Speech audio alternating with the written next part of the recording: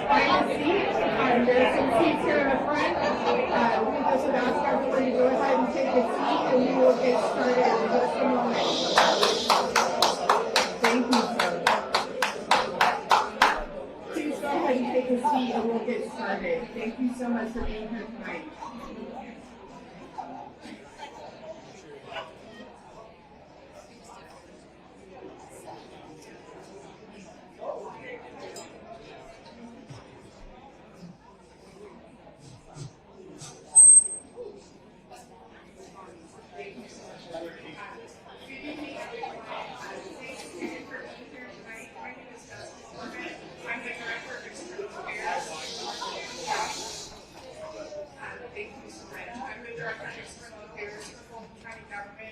Born and raised a few miles away in East Cobb, and I've worked for Fulton County for 23 years. So really excited to be with you tonight. We're going to hear in just a moment from Vice Chair Ellis and Commissioner Thorne, but we're going to start tonight's meeting with a prayer and a pledge of allegiance from Mr. Daniel White. Evening, everybody. You'll bow your heads. Lord, as we gather here tonight, just ask you to be with us as we learn and have conversations about the county and things that are going on and the way we can support and serve the citizens of Fulton County.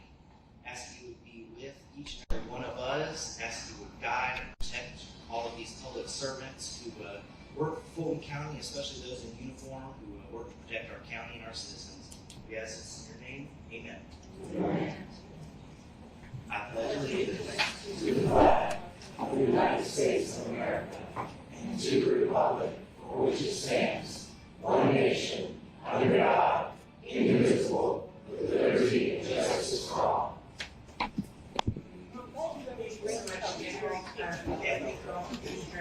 This time I'm going to turn it over to Vice Chair Ellis and Commissioner Thorne and ask them to.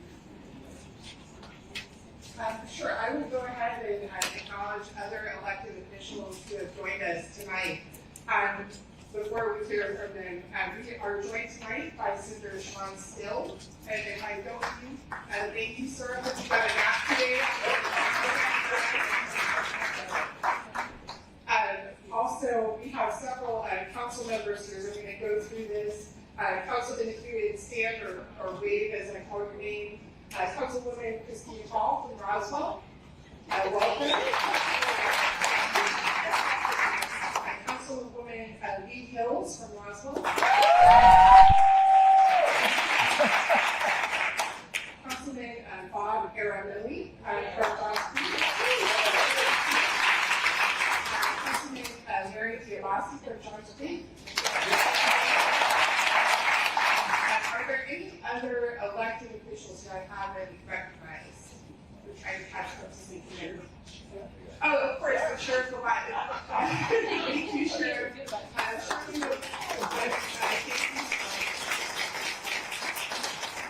We will be hearing directly from Sheriff Labatt in a few minutes. But also would like to acknowledge the Fulton County staff who are here in the room. If y'all could just raise your hands. And specifically, I want to recognize Sarah White from probate court, which many of us in our lives we need to do something in probate court. Fulton County Police are here, Fulton County Sheriff's Office in the house, Public Works team, Fulton County Tax Assessor's Office, who you'll be hearing from both of those departments, and our own team in External Affairs and Arts and Culture. I just want to acknowledge all of them. At this time, I'll turn it back over to the commissioners, and then a little bit later in the program, we will hear directly from Sheriff Labatt and from David Clark, our Director of Public Works, and from Roger Conley, our Chief Appraiser. Before I acknowledge Roger, I want to also mention that Michael Fitzgerald from our Board of Tax Assessors is with us. Homestead description deadline, we'll hear a lot more about that tonight. So I'll go ahead and send it back to the commissioners.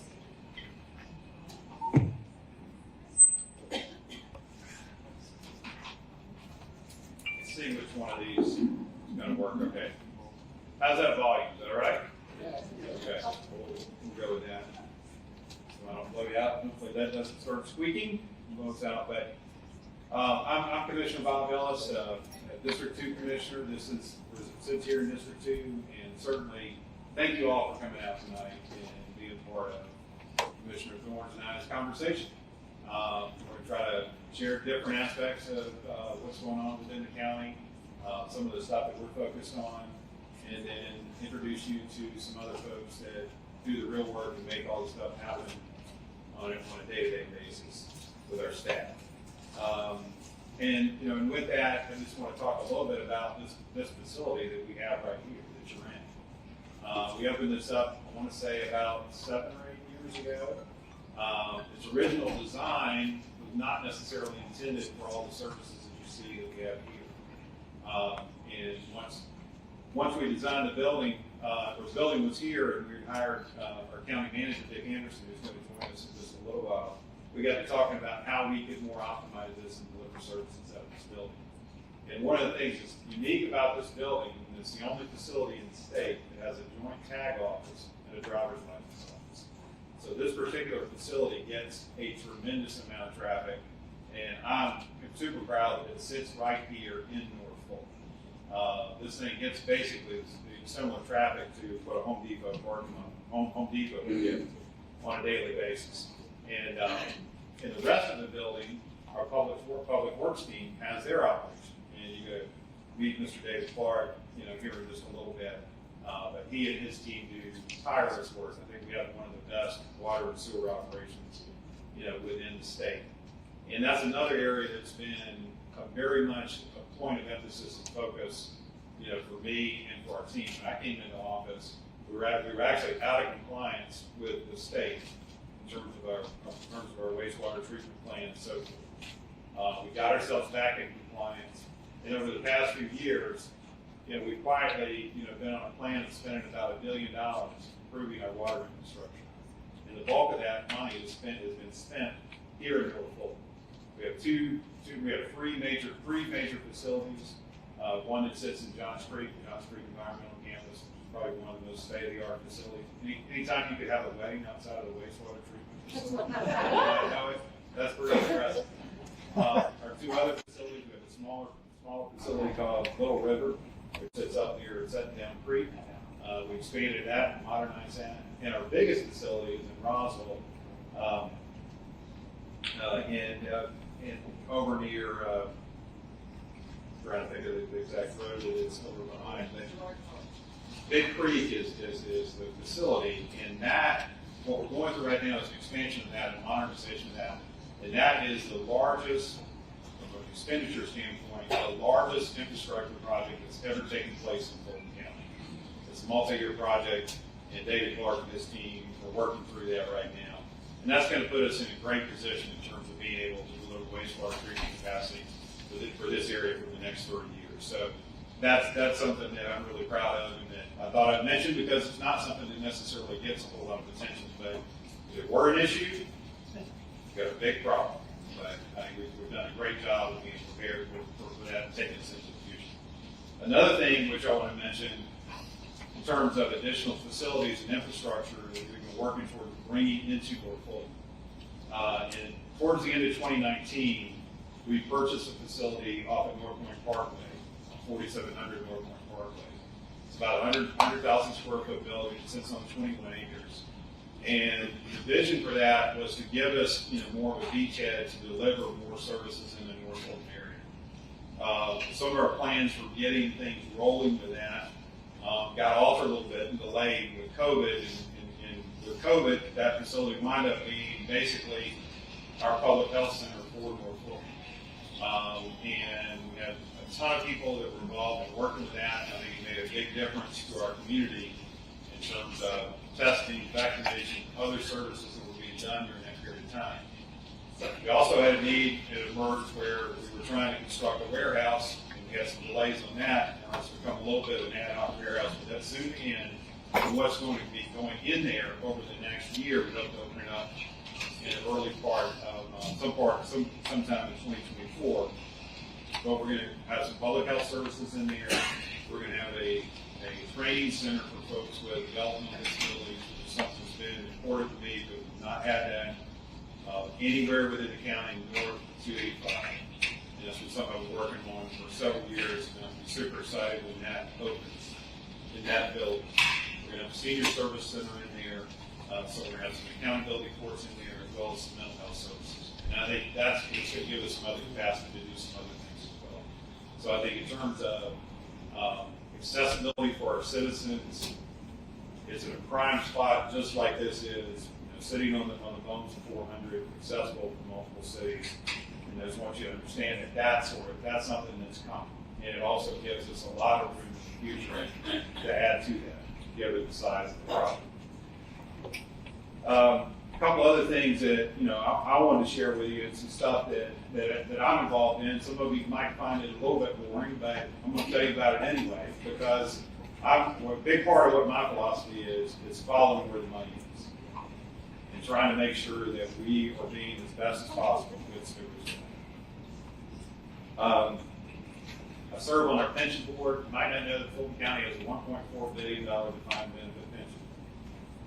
Good news is, well, maybe not necessarily for some employees, that it's a frozen plan and it's fairly well funded, but it costs us still about $65 million a year to fund it, all coming into our general fund budget.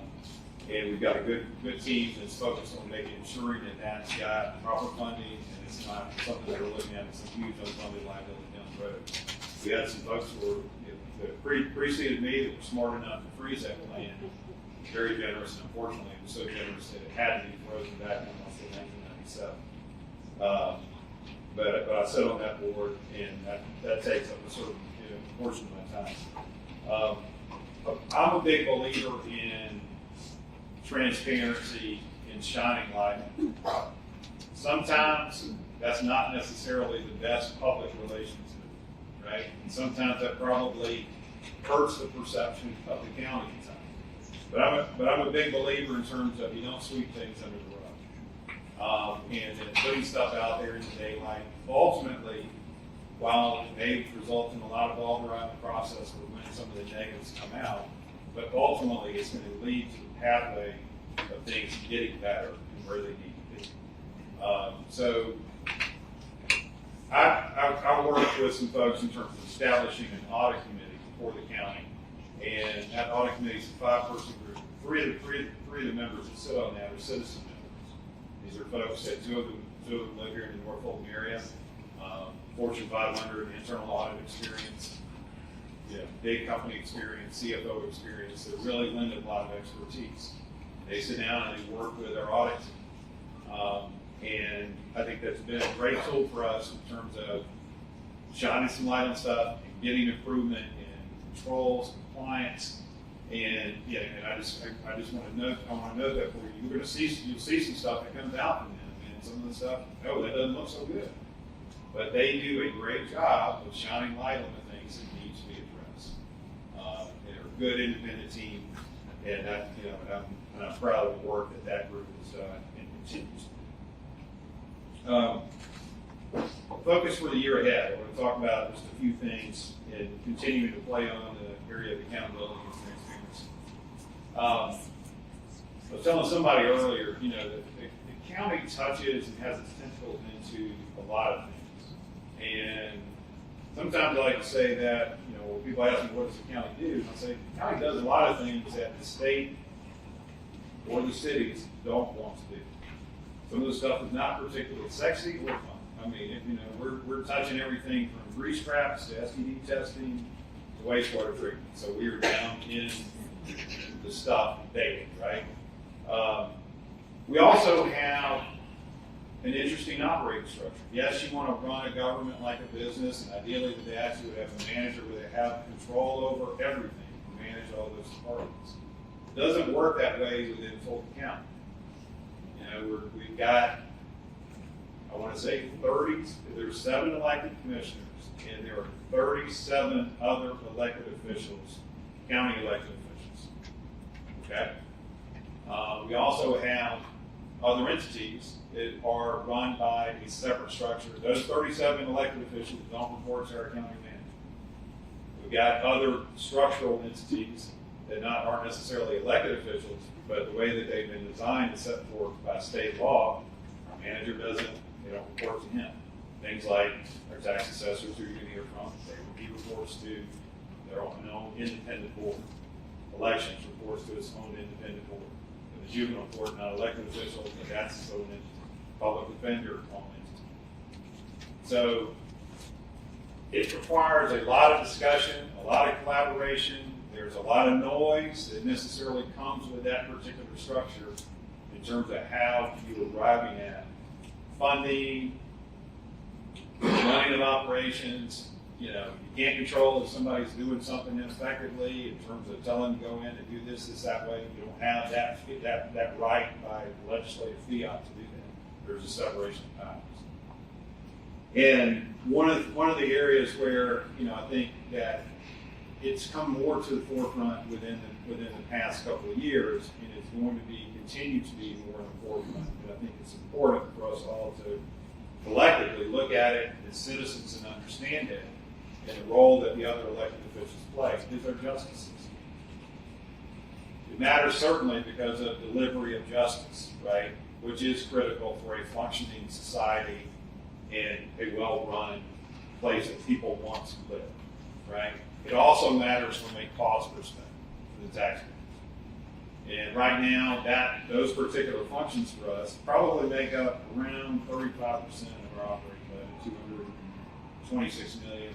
And that's not counting sort of other soft costs that aren't in that, things like that pension allocation and that sort of stuff. So it's probably a number that's a little bit more significant than that. But I am not comfortable that we have the best mechanisms in place to be able to not only show our elected officials, but certainly our citizens, whether or not our justice system is working as it should, where there might be pain points, and where there might be things that citizens should have the right to question these other elected officials. Because we all bear a joint responsibility with accountability. And that's a focus for me in terms of how do we get those types of measurements out there that people can see and understand and talk about, and we all can talk about collectively as a group of elected officials to drive towards a system that is optimal. We don't have that right now. I probably don't have to tell you in the room, if you follow the news, you understand it. We've got 3,600 people incarcerated in our facilities or along to a few other places. That's up 25%, 1,000 people share since 2020. That's a huge number, and it's a huge responsibility. Part of the reason that's here is because of crime, part of that's because the operations of our courts, part of it's COVID. We dedicated a lot of funding to that with some federal funds that we received. We took a big chunk of that, and we had a significant amount of reduction in court backlog last year, slowed down this year, and it's created a tremendous amount of stress and pressure within our system. But collectively, we all have to figure that out. And one of the ways that I think you work towards that is you put measurements out there, people see them, and I think people ultimately are accountable for them. They're going to tell you why they can't, all that sort of stuff. I've lived in that environment where I'm judged by a scorecard. I make up my own excuses, but you can only make up excuses for so long, right? And ultimately, you get to something that puts us in a better state.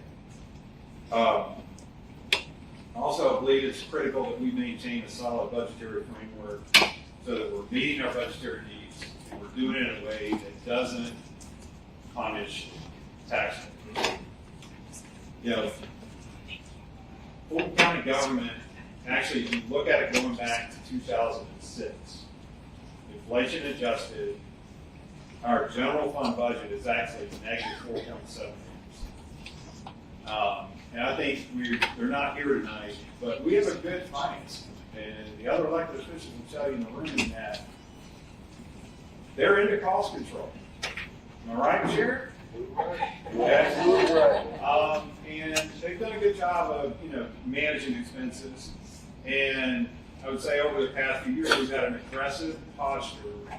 The military that took office was about 11.78, it's 8.87. So there was a plan in place to bring that down and to have it settled. We've also built up a reserve. We have this year about $204 million, or $224 million.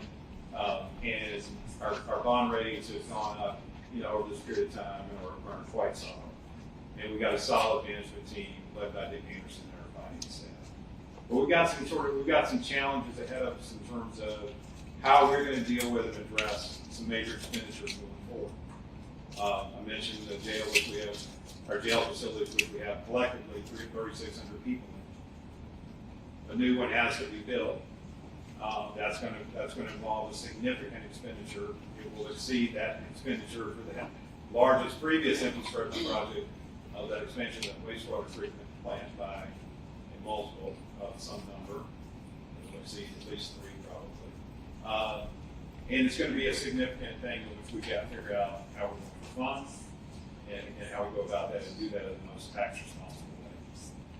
The other thing that's in there that I'll mention in terms of a challenge is how we fund for issues of health.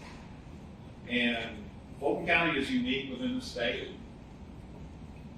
in that just on sort of 3 public health measurements, the public health expenditures, the largest being Grady, and then 2 other things being public health and mental health. Fulton County spent, I think our budget to spend last year, actually spent a little bit lower, was about $93 million. I think Cobb County spent $0 on public health, those types of entities. Gwinnett County probably spent $6-7 million. Cab has probably spent $25-30 million, something in that neighborhood. That cost over time. Look, Grady Hospital has been a godsend in terms of the work that they have done and what it has turned around since where it was multiple years ago. And we were spending with the county, we collectively as taxpayers were spending to supplement Grady, I want to say back in that time, probably in the neighborhood of $75-80 million, right? So back in those dollars, those back that many years ago, we told them what they were translated to today, probably around 110 or something like that. So, but our supplement to Grady last year was around 61. Grady's going to have some more needs or other needs within health that are going to help to emerge. I personally believe that much of that is going to happen. We do as citizens and collectively as elected officials need to sort of figure out how those things get addressed and get in all of our communities. We're blessed, I think, in terms of Fulton, in terms of our infrastructure. We don't have that collectively within the county, so it is a discussion that is going to be had. But I think we're going to have that discussion in a way that doesn't put all of that burden, place all of that extra burden, or even continued burden on our property taxpayers. I think there's a way to do that differently, and I think we're going to have a lot of collective conversations around that, over the course of this year. And it starts with, we have our memorandum of understanding or contract with Grady. That agreement ends this year, so we're in the process of renegotiating that. So that's going to be the start of that process. And, something I expect that you're going to hear more dialogue about. There will be a lot of noise around it. There will be big numbers thrown out, all that sort of stuff. But I think we're a long ways away to look forward to that sort of settles and what that's going to look like over time. I think the Grady piece is a little more narrow, and we'll be able to work through that in pretty much a general sort of negotiated phase. But I think some of the other issues, that's going to be a broad discussion that's going to take place throughout it. And lastly, see Senator Brandon Beach, he's in here, he joined us. Raise your hand. I do really want to call out the 2 of you, especially Senator, my senator, and I really appreciate the 2 of you showing up after what you've been hanging out doing for the past few days. That's probably the last place that you want to be, but I greatly appreciate both of you showing up. And also want to give a shout out to one of the things that was a priority of ours collectively as a board, that our legislators were in support of, that we got delivered in the budget, is the ability to operate a mental health crisis center within the county. It's been a gap in our system. These things aren't some new things that exist around the state. Fulton County is, being the largest county in the state and having the largest indigent population with just people with mental health care needs, et cetera. I mean, it's been a gap. I can't tell you the number of citizens that I have that, they wake up and they have a child or a young adult who's had an emergent crisis and they don't know what to do. and there is no option for them. And it's been a need, and it's unfortunately the lack of addressing that basic need within our system also oftentimes, not always, but oftentimes winds up becoming an issue down the road that sits at Rice Street in a place where it's not properly treated, and the problem just exacerbates and the cost grows. So I want to thank Jan Jones and certainly the senators that are here for ensuring that got captured in our budget, in the state's budget this year, the funding for that. Because technically the funding for mental health is supposed to come from the state and the county's getting operation. So I want to make that note and welcome Senator Beach. With that, I'm going to close and welcome Commissioner Thorne.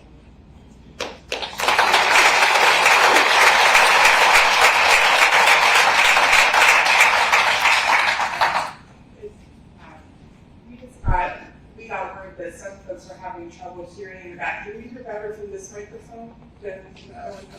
I'm going to ask this Just move up to those. Sorry, we're going to move away from that microphone, Commissioner, and let you talk. Okay. Hey everyone, I'm Bridget Thorne. I'm Commissioner for District 2. So I'm primarily all of Johns Creek, part of Alpharetta, part of Sandy Springs, and part of Roswell, downtown Roswell, and all of East Roswell. So I just want to give you an update as a newly elected official. A lot of you have known me as a candidate. So I've been in officially 3 months, quarter of a year. Got 3 3/4 to go.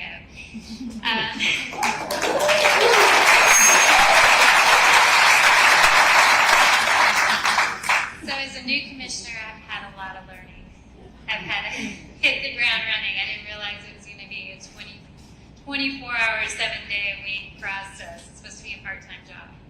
And it's been far from that. It's encompassed many weekends, evenings, early mornings downtown. It's been a great learning experience. But being new, I was fortunate and blessed enough to have staff that has experience. So I just wanted to point out Michelle Anderson, she's around here somewhere. She's my administrative staff. If you ever send an email to my office, she's going to try to get the answers for you and everything. She's been a blessing. She's been with Fulton County 23 years. And it's miraculous. I hired her on the spot the first day I met her. And she's been a real blessing to me in helping me navigate the ins and outs of the county. My chief of staff, Edward Littlemeyer here. He's also been a blessing. He's come my way. He joined us kind of towards the end of January. He was the former chief of staff for Liz Hausman, and he came out of retirement to come back and work again. So I'm just really blessed to have him. So one of the first things I had to do out of the gate as a new commissioner is vote on the budget, the $1.3 billion budget, which at the meeting increased by $30 million. So instead of 8.78, is that with the millage rate, we're operating on a 9.33 millage rate. It was quite a shock for me. Bob and I and Chairman Pitts voted against it, but the budget ended up passing 4-3. I do have to applaud Bob for the work he's done on trying to reel in the spending and working with the county team. You would think everybody on the commission would be in the same boat, but clearly not. Some of the commissioners think that we can just pull money out anywhere. There's no ceiling on the millage rate. So I really appreciate the battles that he's been in. And he's been battling for a really long time. He's been doing a great job. I'm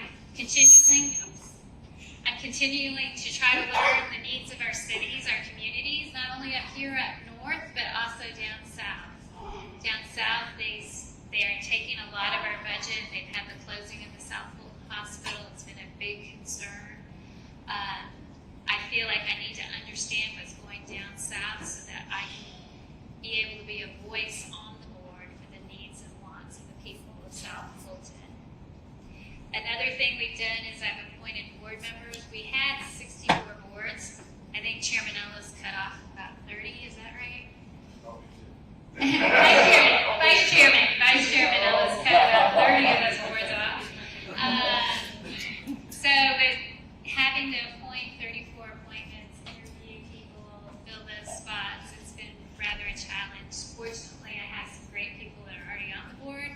Mike Fitzgerald on the Board of Assessors right here. He's been a wonderful, tremendous wealth of knowledge. He's on the board. I've appointed library board, arts board. I've appointed a new animal shelter person, and I have someone on the reparations task force that will kind of stand on the values that I believe in, which has been a great board appointment for me. His name's Mike Russell.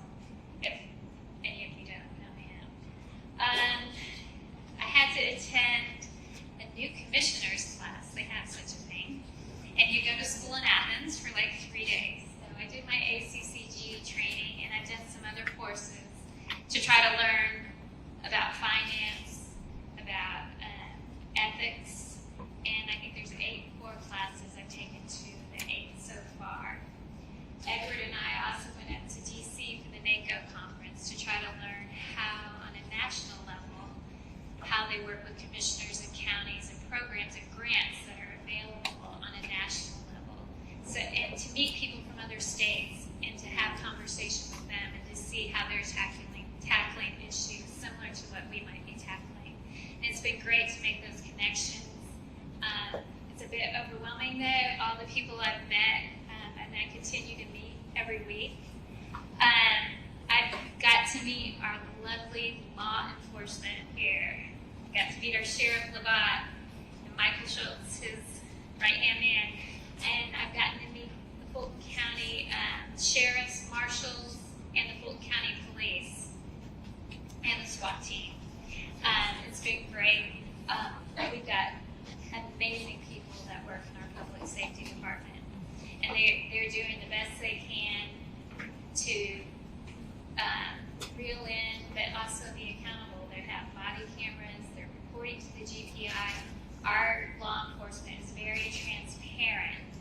But as you know, there's a group that is against law enforcement that they're having to battle as well. And as Commissioner Ellis mentioned, the sheriff here, his jail is falling apart. I got to go on a tour of the jail, and the jail is literally falling apart. The other day he sent me a picture, and they had punched a hole through the building, like not like a little hole, like a big hole, with rebar in between, or thin rebar or something, and they had to get it patched. So literally the inmates are trying to break out of the prison. The expense there, they're looking at, we got a jail feasibility study that's telling us we need to spend $2 billion. We're hoping it will not be that case. We're going to try to work on some other options.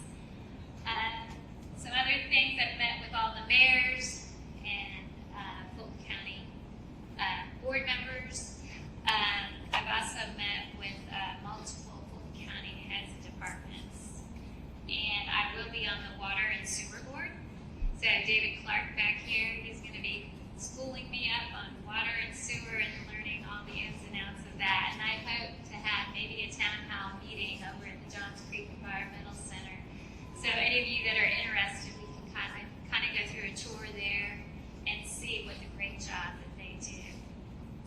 I've attended both the North Fulton Municipal Association meetings to learn what's going on kind of in the whole North Fulton area. And Bob Ellis and I co-sponsored a resolution regarding the clerk collecting the passport fees for personal profit. So we have that turned around. But legislatively, I think they did something as well there. And we continue to work. I continue to work for you. I'm continuing to try to serve. I want to engage the community more. I hope I'm going to have a newsletter out soon that you can subscribe, and I'll try to keep you updated on that. I also want to take a special thank you to Jessica Corbett for all she's done. She's been down there attending the legislative sessions, keeping us up to date, what's happening down there. She's been fighting to get the money for our behavioral health center, which that $6.6 million just got through, and it was a lot of work to her. So I just want to thank you. And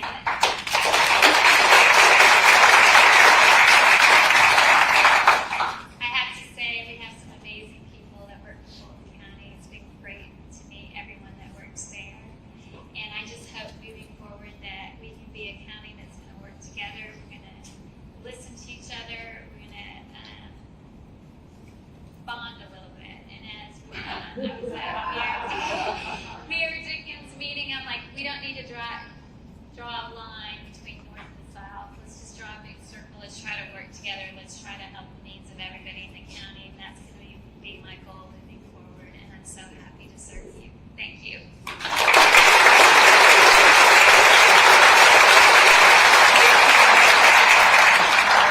Vice Chair Ellis. And at this time, we're going to hear, we've heard a lot about Sheriff Fulton, but now we'll get to hear directly from your county sheriff.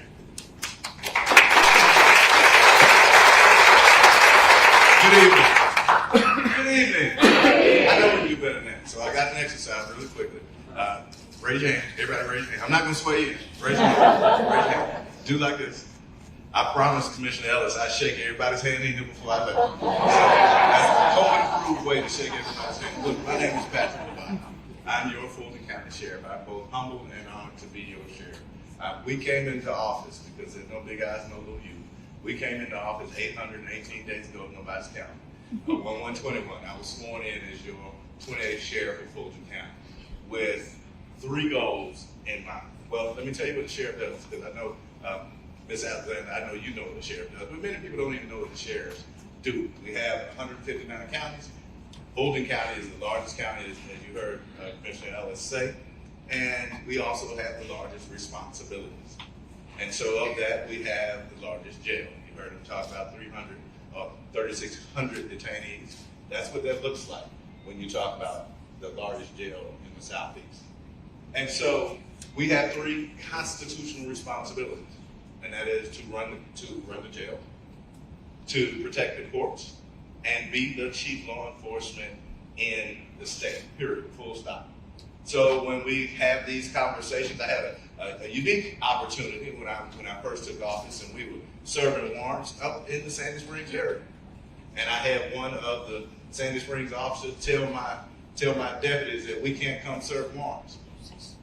Call my favorite chief in Sandy Springs, tell him that, let me know how it works out for you. Right? We're going to fight crime. Period, full stop. Since then, we've started a motors unit, a traffic unit, a fast team, a fugitive unit. It's essentially what it is. Because we have to go after these repeat offenders. When you know who's committing the crime, it's my job to go after them, full stop. All right? Now, again, no big eyes, no little U's. We have one of our Lieutenant Colonels, Jared Gordon, who lives a couple minutes away from here.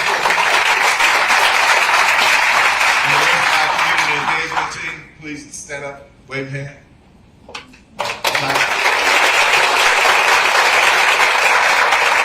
So we absolutely have one goal in mind, and that is to become the #1 sheriff's office in the country.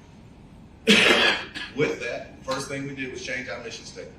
You can imagine this, right? Going into a new environment, and you have all the commanders. I would go in and say, well, what's the mission statement? Walk into the office. What's the mission statement? They tell me how the Fulton County Sheriff's Office was created to run the jail and then go through the law enforcement. I said, well, you turn around, you see the mission statement on the wall, right? Just hang it in your office. We changed it to one word. That's service. Period. If I cannot serve you, then I don't need to be the sheriff. And so I say that. My team hates this. Let me tell you up front. My phone number is 404-859-0237. If you have an issue, please call me. Right? Text me first, so I know who it is. And if you can't remember that, if I said it too fast, let me give you another number: 678-743-7433. That's 678-SHERIFF. I bought that number. All right? If you can get past, I had to learn this. If you can get past the 1 R and 2 F's, and spell sheriff, you can call it 678-SHERIFF. All right? Let me tell you what we've been able to do. We started a fast team that have taken 69 weapons off the street. We've locked up 257 individuals who literally are wanted for the 7 deadly sins. just yesterday, we've invested in technology that allows individuals, when you come into the facility, we take a picture of your iris, and then we push it out to get more data to find out that this gentleman was wanted for murder in DeKalb County and on probation, right? So again, going after the right people. But I cannot do this without commissioners like Commissioner Ellis and Thorne, right? She's absolutely right. She came into to an environment where she was drinking from a fire hose, and the first thing on her plate was a budget.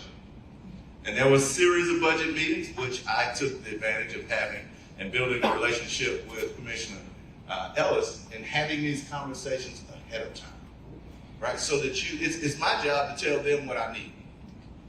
Now, it's their job to kind of help me get it. And then there's this give and take piece. But the one thing that we have been able to do, right, to stem the tide of attrition. Law enforcement is a tough business to be in right now, especially when it comes to paying people what they're worth. And so the one thing we did when we came in, we immediately gave our detention officers and our deputies what amounted to a 9% pay raise. The next year, the commission gave the entire employee base another 7% pay raise. This year, we were able to work with the commissioners to give our deputies and detention officers a 20% pay raise. That means that inside 2.5 years, we have increased the salaries of detention officers and deputies 36%. That's unheard of in law enforcement. But what it also means is that I can see less than a year and a half ago, every week I get a report and we were losing 5 and 10 deputies. And they were going to Sandy Springs, they were going to Gwinnett, they were going to Cobb. We were losing deputies. This in the last 2 weeks, we've lost one person. And that matters when you start talking about attrition. I tell everybody right now, just look, when we took over, that jail was a Titanic looking for the iceberg. And we are still in a space that we have to treat people humanely.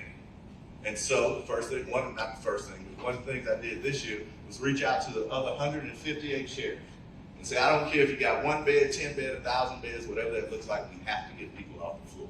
We got 600 people on the floor. And you know, there's a saying that goes with you know, how you treat the least of these is what the expectation is. And we have to do a better job. So, in that same vein, 90% of the people that come out of the state DOC come back to this metro area. And we have to do a better job. We have to really have a real conversation around mental health. You look at what mental health and where we are, 54% of those 3,600 individuals, you know, the 1,900 people, have had some kind of mental health break or touch with mental health. So listen, you have my number. You have everything you need. Please feel free to text me, call me, whatever that looks like. If you got a drug house in your neighborhood, I don't care where you live, whatever that looks like, I want to come do something about it. Doesn't matter what it is. And we talked about this, Ms. Alexander. If you know of, look, we've started a human trafficking division. And it's one of the things, thank you, it's one of the things, the Atlanta metro area is second in the nation, right, in human trafficking. And we're serious about that. We want to save lives. So it is because of folks like our commissioners and the entire board, right? Look, we have fierce conversations. I tell everybody, I'm built for this. Let's make sure that we continue to get it right. Let's make sure that we focus on fighting crime, holding people responsible, and creating an environment where Fulton County, wherever you live in Fulton County, you're safe where you work there. Right? That said, I appreciate the opportunity. Again, y'all have my information. If you don't call me, whose fault is it? Like the commercial said, not mine. All right? So I appreciate the opportunity. And as always, thank you all. Thank you.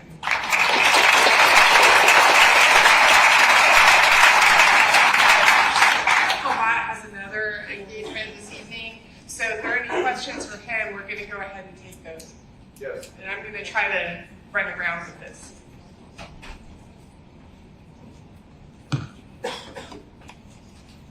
It's more of a statement than a question, but when you say that you're a good sheriff, right, so there are people that we break the law, when you say that many people have mental health issues, would you suggest maybe that we talk about severe mental health issues? Because 80% of the room is mental health issues and the sheriff's talking about taking care of those people, maybe we should focus only on severe mental health issues.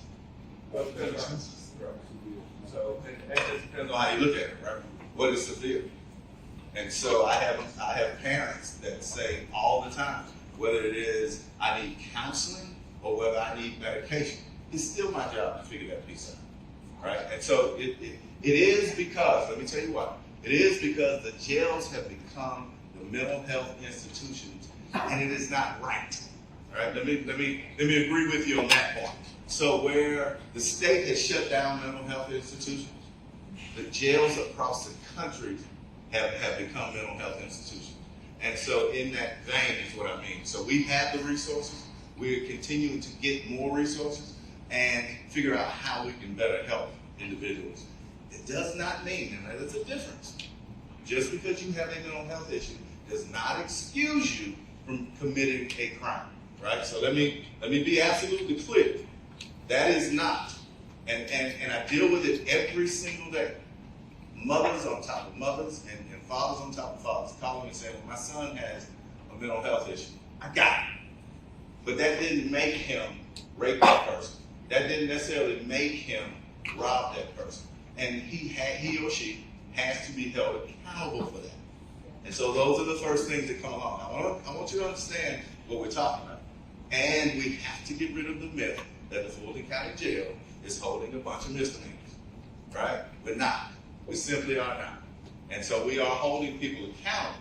But we're also, you heard Commissioner Ellis talk about the quandary we're in with respect to the judges sentencing people, churning through the court cases. I tell people all the time, if I had 1,000 less court cases, 1,000 less people, 2,600 people instead of 3,600 people, we could solve some of those issues. So I agree with you from that perspective. Yes, sir. Sheriff, actually, good evening. Thank you for being here tonight. Thank you for your service and all your deputies as well. I know I speak for everybody when I say that. I have really a two-part question for you, unrelated. Sticking to the topic of mental health, could you explain what, if any, coordination your office does with the State Department of Behavioral Health in that regard for the executive side of the House? And then the second question that I have for you is, can you please describe perhaps some of the coordination or measures that you have ongoing with the State Attorney General's office with respect to your job? Thank you. Two great questions, and I'll try and be really brief. One of the things that we were lacking coming into the Sheriff's Office is an inmate advocate. And so I'm creating, I've come over with my commission to let them know, I'm creating a couple more positions around focusing on inmate advocacy. So what happens is, and let me be really clear, we have individuals that have been in Rice Street for 11 years. We have other individuals we have 9 individuals that have been there 17 years or longer.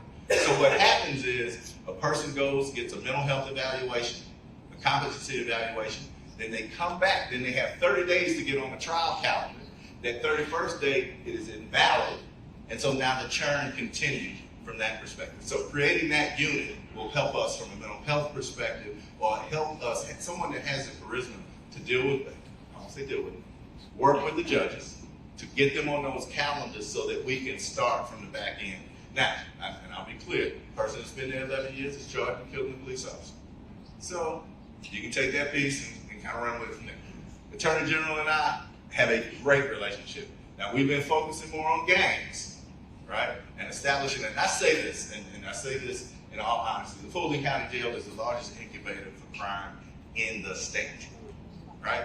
But we have increased the technology so that we can go after these bad actors. So every DA had another meeting today, from Cobb County to our Fulton County, to the General's office, right? To Attorney General Chris Carter's office, can focus on fighting crime using the technology. And so in that space, that's been the biggest piece for us, and they have been extremely helpful. Thank you. Yes, sir. It's your money stream, the revenue stream. I would think you've got a huge forensic. No, we don't. So we don't have a huge, we don't have one at all. If I can make a Yes. suggestion to the judge with the sheriff, you take care. You can count this out. Even though in the revenue stream is absolutely. So If you want that information. absolutely. Absolutely. So we're talking about having a forensic lab and creating a revenue stream. What they're doing is basically handling the whole state of South Carolina. And they're all paid out of their fund. So that's good revenue. I love it. I love And it. then the second thing is they have to get their tax rate of the budget. And I say that very facetiously. So I watch that. Is that the INS, that's another revenue stream. Well, again, let me But be you very. gotta have that. I gotta have bids. Let me be very complimentary. Very complimentary of the budget process as it pertains to these two commissions, right? Holding people accountable has been one of their missions. I understand. And so, to that extent, we will continue to do that. I love that piece. I'd love to know Michael Schultz, my chief of staff, will get that information so that we can try and create other revenue streams. I'll come right to you. The other thing I want to remind everybody, we opened up the Alpharetta jail, right? We opened it up. Let me be clear. This month alone, we only had 11 people, right, from the north area. Now that's good if you're not committing crimes, and it's even better if those officers did not have to spend 3 or 4 hours off duty coming down to 901 Rice Street, and they can be in the areas that they serve. So we were very intentional about that. We will continue to let the data drive that conversation. But if we can get officers back on the street, that's one thing we want to happen. I didn't want to get that. Yes, sir. Appreciate being here. What proactive efforts is the sheriff's office working toward? What proactive efforts is the sheriff's office utilizing to coordinate efforts with the Fulton County school system with drug issues? So, and that's a great point. One of the things that we've done is, and we've met with the Fulton County chief of police in terms of the schools. We've met with school leaders. The biggest thing is to try and figure out these opioids, what that looks like, and then from our standpoint, one of the things with my community engagement team, and I say this, we will not arrest our way out of this problem. And I'm a huge proponent of we're not able, by the time we get to middle school and we start talking to kids, we have a problem, right? So we've gone to the first grade, right? So we're in schools, going to the first grade, having those conversations. Now, if you think you want to have a tough conversation tonight, have a conversation with 200 first graders. That is really tough. So that's where we're focusing our energy on, and whatever the school officials feel the need is. So I've had a deep conversation around opioids, what that looks like, and ultimately, you have something. Yeah, I was commenting that it's my understanding that local high schools have not even had a visit this entire school year with drug law enforcement. But that's not a problem, and the reason I say that is because when I came into office, we had 2.5 dogs, 2.5 canines, right? It is a problem. And that's a problem. And so, and I say half because one of them was ready to retire, right? And I'm talking about the commander, not the dog. So now we have 9, including an emotional support dog. So you tell me the high school, you tell me where we need to be, and we will be there. Not just all of them, I got it, right? Because Fulton County, again, is the largest county. If there's and I will reach out to the chief. If there are any specific areas, specific, high schools. It's a PR issue that principals don't want to. They don't want I to got help it. us. I got it. And I'm okay with that. I don't want the publicity either, but I've arrested 9 people that work for the Fulton County Sheriff's Office for bringing in drugs, right, and other things. So I can deal with that piece, and I will reach out to the principal directly. You tell me which one, especially if we need to bring about the drug cost. I got it, right? Let's use it. Let's make it happen. Sure, if you've got a question, I'm going to come right back to you. So go ahead. We'll come back. I appreciate the problem that you're dealing with, but it seems like you have the problem because parents are not home, not able to be home. If we could lower the millage rate, if we could lower the budget of the state, maybe parents wouldn't have to work 2 or 3 jobs, could be home after school to parent their kids, help with homework, for the opioid problem, for the mental health problems. If we could let parents keep their money so that they could stay home and parent their kids, you wouldn't be in this position.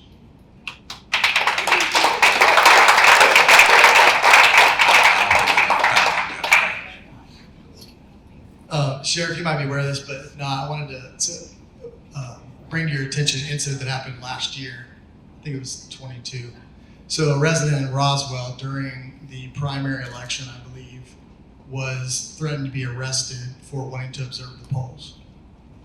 And I've witnessed and I didn't have this issue, but by Georgia rule, right before the polls open, 30 minutes and 30 minutes after, right, you're supposed to, any member of the public can go observe the setting up and the closing of the polls. And this member was threatened to be arrested. In my personal experience, I've had with a couple of deputies where they weren't aware that was the rule, and they immediately locked the doors and closing. And so I just didn't know if you were aware of that and maybe what the educational process could be to inform them. No worries. Now, so you said deputies. So, gotta be. I say be careful only because we didn't have deputies out, right? Now there may have been other deputies that have worked an extra job, etc. But absolutely, what our goal, and it is the responsibility of the chief law enforcement agent in the county, i.e. me, to make sure those polls are secure, right? And so one thing that we started doing was having pre-meetings, right? Identifying those things so that we understood what that is, what's happening. Now, because I don't know the specific circumstance, I think it's fair to say we don't know why they locked the door, right? We don't know if the manager there said lock the door because they felt something was wrong. I don't know. But in all fairness, we are doing a better job there. And we have had to convince the people at the county, one, that that's the sheriff's office responsibility. And so we're doing a better job there. All right. We have time for one more question for the sheriff.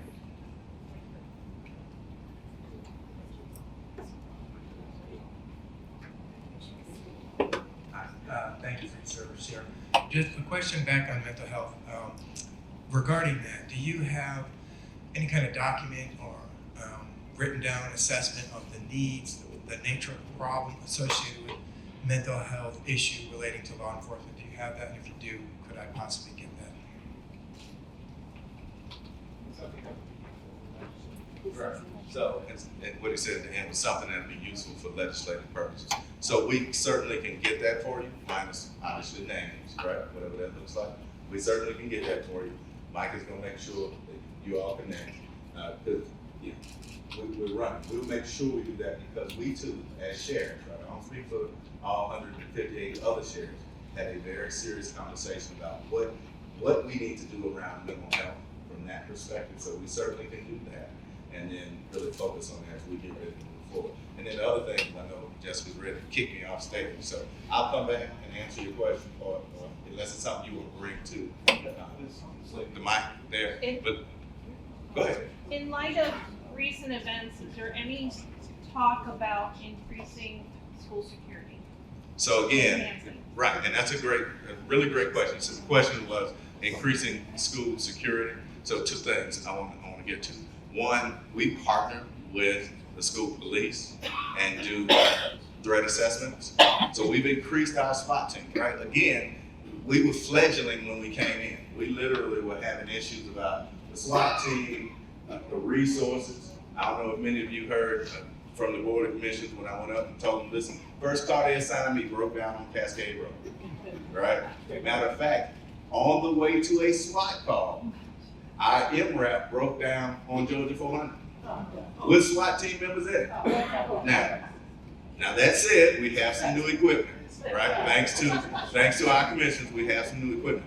But we are taking that to a whole nother level. So active shooter training, going into the schools. You know, you got Lieutenant Colonel behind you, Jared Gordon, who's very, very adapted to those things. So if there are any specific areas, not just schools, right? Schools, churches, synagogues, whatever that looks like, we want to be a part of that from that piece. Now, the other thing I will apparently, Mr. Anderson, good to see you. How you doing? Other thing I will suggest, if you all will come out, right? Why don't we have a public safety forum of some sort, right? Wow. In the next couple of months. Yes.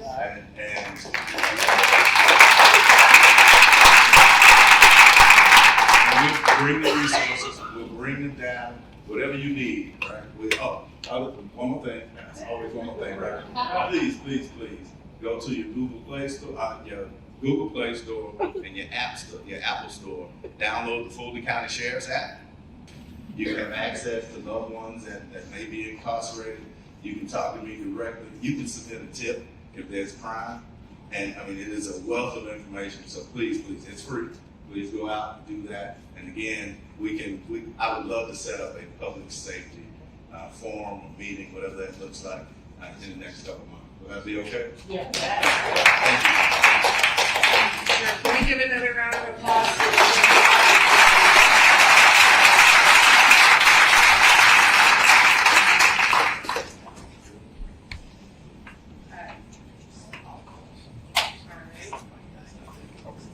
Okay, y'all can hear this one. At this time, Sheriff Lovat, although he has to leave, I think some of his team is going to be here. So if you have other questions, you can just see them afterwards. This time we're going to turn it over to our, I can still say new chief appraiser. He's only been with us a few months, Mr. Roger Conley. And so thank you so much for being here, and I'll turn it over to you.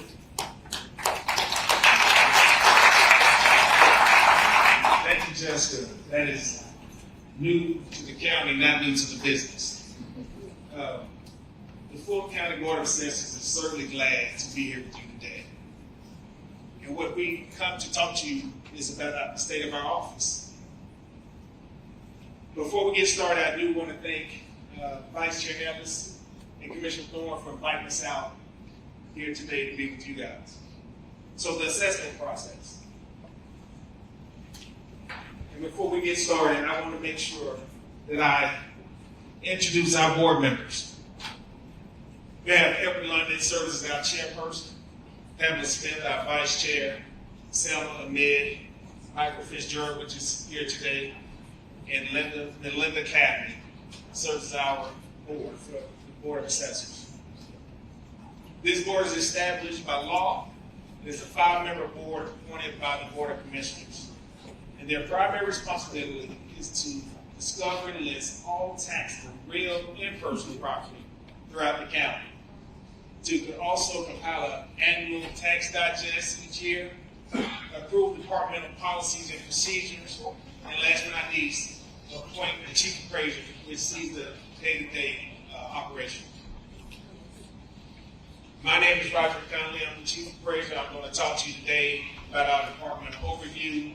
And I have the subject expert matter as it relates to homestead exemptions, Mr. James Whitman, which serves as the deputy chief appraiser, which will come to you later in the presentation.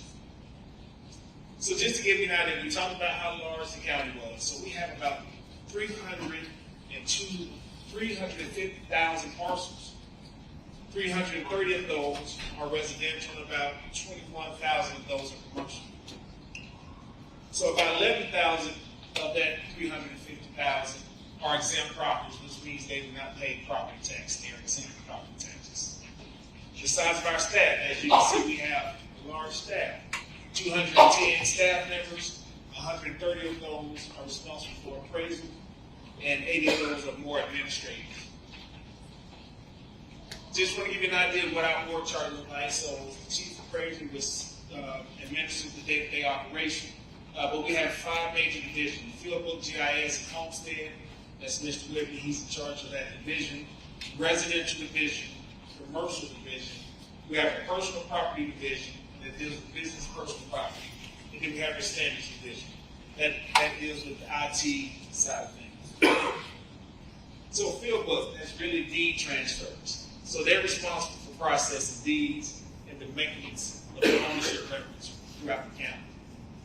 GIS, that's mapping reports, right? So they're responsible for the creation and the maintenance of all mapping functions throughout the county. The Homestead Division, which you're going to hear more about today, and I'm sure some of you guys have taken advantage of the opportunity to file this year, but they're responsible for the intake and the processing of homestead applications. The Residential Division is responsible for residential and agricultural evaluation of property, while commercial is responsible for the commercial and industrial. Just give you some examples of commercial. We're talking about warehouses, apartments, retail stores, hospitality, and etc. Personal property is business personal property, the assets, the inventory, your boats, your aircraft, mobile homes, public utilities, But we don't value state values of motor vehicles, but we do process the appeals of those. And last but not least, our standards division. They're responsible for the quality control and statistical analysis of our data.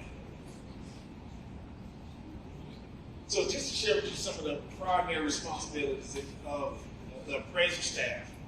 First and foremost, one of the things they're interested in is discovering, again, listing that new construction, that is new properties that come online each year. So in addition to the new construction, there's other permits, addition permits, remodels, some of the smaller permits, maybe roof repair. They also track those to make sure that they are finding all the new valuations throughout the property. And what they're in the middle of now, sales review. They're in the process of reviewing the sales from the prior year to ascertain how the market may have shifted from year to year. After we complete that process, we'll start the next process, which is the reappraisal. Analyzing that data and trying to set values for this coming year, tax year 2023. Then we get into a process of field canvassing. We try to go out strategically around the county, identify neighborhoods that have not been visited in a certain period of time, and we try to ascertain if there are new additions to the properties to find anything that we do not already know of. And last but not least, there's an appeals process. Once notices go out, each taxpayer has 45 days to appeal their taxes or the denial of their exemptions. So you may want to take out your notebooks and write down these important dates. Of course, January 1st is the date of assessment. All right? So we value your property as of January 1st of each year. It's coming up soon. You're going to hear some information later how it may impact you guys this year. But April 1st is the legislative deadline for all real and personal property returns, and also the filings of your homestead applications. July 1st is the deadline for us to send out assessment notices. And again, we talked about that 45-day appeal period that you have in order to file your appeal, should you disagree with your family. September 1st, legislative is the deadline for us to submit our documents to the state. Now, each year there's new legislation. We're tracking about 9 bills this year. House Bill 264 is probably the most notable impact for us. We haven't had the opportunity to really ascertain if it passed or not, but those we're tracking 9 bills, and that's the one that we felt would have the most impact for us. So that's definitely something we'll be looking at. March 6th was the crossover date. It is my understanding that that's the last day that it can pass from one chamber to the other to see if it passes. And then the final day was, my understanding, was yesterday. So we're happy about that. So our online service is something that we are very, very proud of, very excited about, because it's all about the convenience to the taxpayer. We want to make it easy for you guys. We know coming downtown you get hassle, you have to pay for parking and all that good stuff, so we try to make it easy for you guys. So our online services, you can file for your homestead and your special exemptions online. You can do your property tax return, real and personal, online. You can file your appeal online. We talked about that 45 days. You can do that at the convenience of your home. And last but not least, you can also do a mailing address change, should you move or anything like that. But for some of those things to come, we're excited and we're working on some things that we think is going to be very beneficial to you guys. One of those is our property record service. We're enhancing it a little bit to make it easier for you guys. It's going to have some great features. One of those is the GIS capabilities, being able to hone in from a map standpoint on your property, comparable property, subject property. Sales search. As our staff enter those sales, those transfers into our system, you'll be able to see it real time. You don't have to wait until the next year until we open up the next digest. You'll be able to see it real time. And last but not least, our comp search tool. That means when you guys appeal, and some of you guys may have gone to the Board of Equalization, you provide a comparable. So we're we're going to make that available to you guys, but also our staff will have it available to them. That way, once you guys go to meet the Board of Equalization, the ones who's making the determination for your final value, they'll be able to look at it from the same standpoint instead of two different formats. So that's probably one of the things that we're most excited about. All right. Is it okay if I talk from here? Everybody here okay? All right. Talk to you for just a minute about homestead exemptions. Of course, if you live in a house in Fulton County, you may qualify for a homestead exemption. You have to own and occupy the property as of January the 1st. A homestead exemption basically is a legal provision that's been established that may reduce your assessed value, again, owner-occupied homes. While you can apply for a homestead exemption at any time, the deadline in order to qualify for the current year is April the 1st. Now, this year, April the 1st falls on a Saturday, so you actually have until 11:59 p.m. on Monday, April the 3rd, to file for your exemption and to qualify for the 2023 digest. Okay, so just be aware of that. There are a variety of exemptions that are available to the citizens of Fulton County. There are obviously basic exemptions, and the only qualification there, again, is to own and occupy the property as of January the 1st.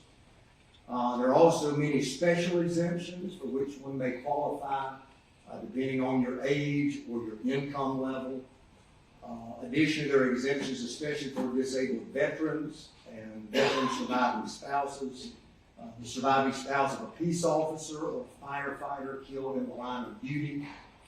We also have a low income, sometimes referred to as a poverty exemption, in which you have to meet a certain federally adjusted gross income for the totality of all of the residents of that household. There was, I believe, a legislative change along these lines. Previously, you had to reapply for this every 2 years. I believe that's been removed so that it just continues on from this point. One that you may have heard a lot about, at least recently, is the new, we call it House Bill 1556. It's the $10,000 exemption as it relates to Fulton schools. The specific qualifications for this exemption, you have to be 65 years of age as of January the 1st. And you have to have been granted a homestead exemption in Fulton County for the past 5 years at the time of making the application. I would say that the vast majority of folks that have been in our office, especially over this past month, have come specifically for this new exemption. Typically, these exemptions, when they're passed, as this one was, would not apply to the following year. For whatever reason, the decision was made for it to apply to this year. So again, if you can get your application in by April the 3rd, and you qualify, then this will be applied to your property. Just some basic information here on required documentation. You have to have a valid driver's license or a Georgia identification card, registration for the vehicles that you own and are registered by the property owners, for the location that you're applying for the homestead, and your social security number, for the special exemptions that involve the seniors and the income base, especially the state and federal tax returns or a social security award letter if you do not happen to file an income tax return. The property happens to be in the name of a trust, you need that trust affidavit. In some situations, you also need the trust documents if there's some question about who the principal owners are. And of course, your name has to be on the deed in order to apply. You have to own and occupy the property. Just a quick kind of general idea here of how the homestead calculation works to benefit you as a taxpayer. All properties are, of course, appraised at their 100% fair market value as of January 1, as the chief appraiser was talking about. The assessed value, the value that's used to actually calculate the tax bill at the end of the day, is the 40% of that fair market value. Of course, that's Georgia law statewide, all 159 counties. A homestead exemption is simply applied to the assessed value, and the end result is, of course, a reduction in your property tax bill that is calculated by the tax commissioner's office. Tax assessors are interested in ownership, what the property is and how much it's worth. Tax commissioner's office is involved in actually calculating the bills, sending those bills, and collecting property taxes. When it comes to applying for your exemption, as the chief appraiser was talking about also, you can file through our online portal at fultonassessor.org. Follow the links there, and you can set up your account in Smart File, upload documents if necessary at your convenience, and also it serves as a medium to be able to track the status of your homestead application. If, for instance, you were missing documents, or maybe there's something that you failed to upload, staff will identify those for you through that portal, and then you can simply return those to them in order to get the homestead exemption process fully. We also, of course, offer manual filing at not only our administrative office, which is at 235 Peachtree Street, but also all of our satellite locations, which one is right here in this building on the first floor. Okay, so our main location, of course, is again Peachtree Street. We have 141 Pryor Street, the Government Center.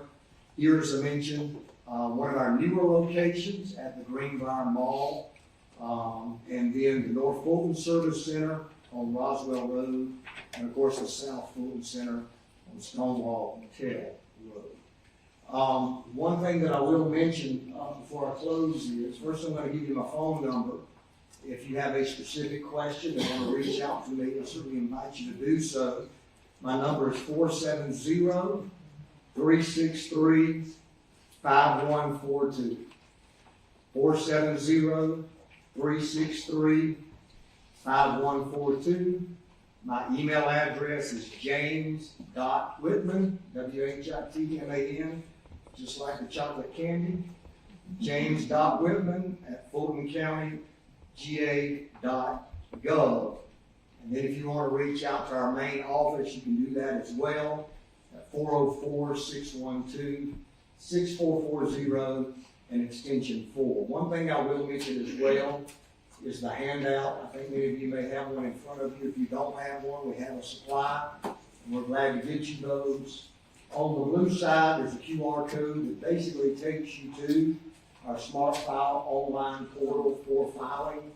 On the back side, there's a QR code that takes you to the online guide.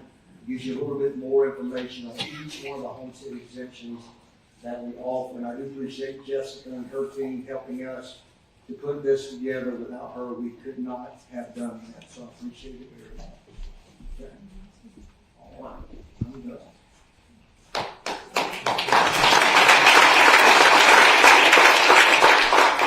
Before we move on, we do have a couple of giveaways, but not every giveaway got earned. So we have all the locations up. If I raise a hand, I want you guys to tell me which one. Of course, this is the last week is where we received the vast majority of our homestead applications. But I would ask you, which one do you think is the top this week? Show of hands, so I can talk. Yes, sir. Yes, which location was the busiest?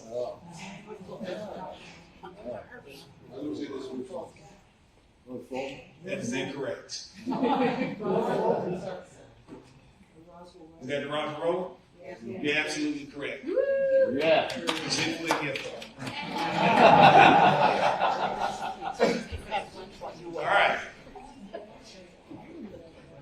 Because April 1st falls on the weekend, what is the deadline this year to file for your homestead? Third. Yes, sir. to be exact, right? Last but not least, last gift card. What is the exemption amount for the new Fulton County schools? Yes, ma'am. $10,000. Thank you. Can you pass it?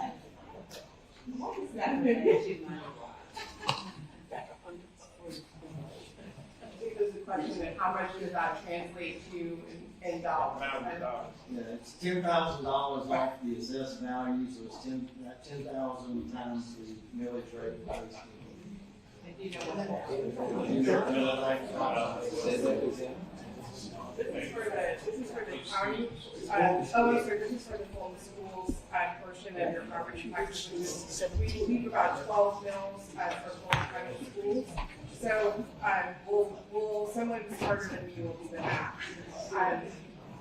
But we're going to come back to your questions with us. We need to leave, but we just want to give them a moment to say a few words to mind. And then we're going to come back to if you have questions for these gentlemen. Well, thank you, and thank you, Commissioner Thorne. Thank you all for being here. We just finished session last night at 12:30, our 40-day session, and all we have to do by Constitution is pass a budget. And we passed the budget late last night, $32.4 billion budget. We are giving $1 billion back in tax relief. You'll be getting a 250 single filer or $500 check in the mail soon. We also did $1.2 billion in property tax relief because of the appraisals that were going up. So we did that. We had a $6.6 billion surplus. So we got good fiscal policy, and we're growing. Our state's growing. Number one state to do business 9 years running. When I talk about our state, I talk about three really economic engines we have. We've got Hartsfield-Jackson International Airport, the busiest airport in the world. You've got the World Congress Center and the Mercedes-Benz. We have a World Cup. We got the National Championship game next year.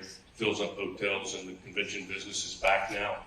And then you've got the Port of Savannah, which is growing at 16% a year. It's unbelievable how fast that port's growing. But then I would even say we have a fourth economic engine, and it's right here, this Georgia 400 corridor, from 285 up the 400 corridor with 900 technology companies. So we're really growing up here.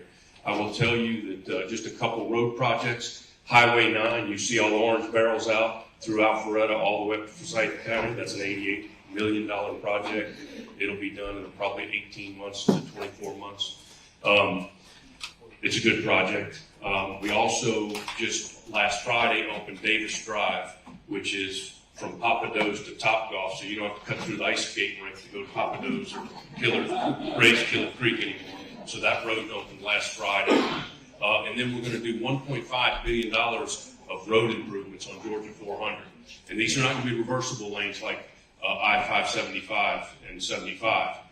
These are going to be 2 new lanes, 16 miles of 2 new lanes northbound, and 16 miles of 2 lanes southbound, and then bus rapid transit coming up the middle of the 400.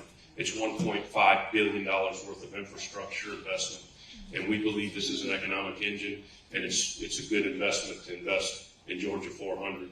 The good news is November 285 and 400 will finally be complete. It's been way behind, but it will be complete, and everything will be working in good order at 285 and 400. Then the 16 miles northbound of the lanes, northbound and southbound, they go out to bid in August. The bids are due. They got 3 companies bidding on it now, putting their proposal together, and then we will have a decision in November, and construction will start right away in December, and that'll be about a 3 to 4 year project to build those express lanes up 400. But that's good news for Georgia 400 to have that investment and that kind of investment. So, but with that, our state's doing well. Thank you for allowing me to be your state senator. My number's on my website, my cell. Call me if you live in District 21. I've been down there now 11 years. It's hard to believe, and it's been an honor to serve you guys. And thank y'all for allowing me to go down there and serve. And I thank my wife for letting me do it too. It's a stressful thing to go down there and serve, but it's great because we've got a great community. And I would just say this: you don't have to be an elected official to be part of this community and make a difference in this community. You can do it by just staying involved. Whether it's a charity or whatnot that you're passionate about, stay involved in this community, because I don't believe in automatic pilot. You're either going up or you're going down. And I want to continue to go up and have we got our 2 grandkids living here now. So that's what we really want, my wife and I, is to have our kids be able to come back here, find employment, and off my payroll, and have our 2 grandkids. So, but with that, thank you for allowing me to say a few words. Thank you all for what you do. Thank you, Dick Anderson. He's the best county manager in the country. And I will tell you that sheriff, he's a great sheriff. I've gotten to know him. He's really doing a good job. And we're going to continue to fight gang crime, human trafficking, and we're going to make sure we're protecting people and making our streets safe. So with that, thank you very much. I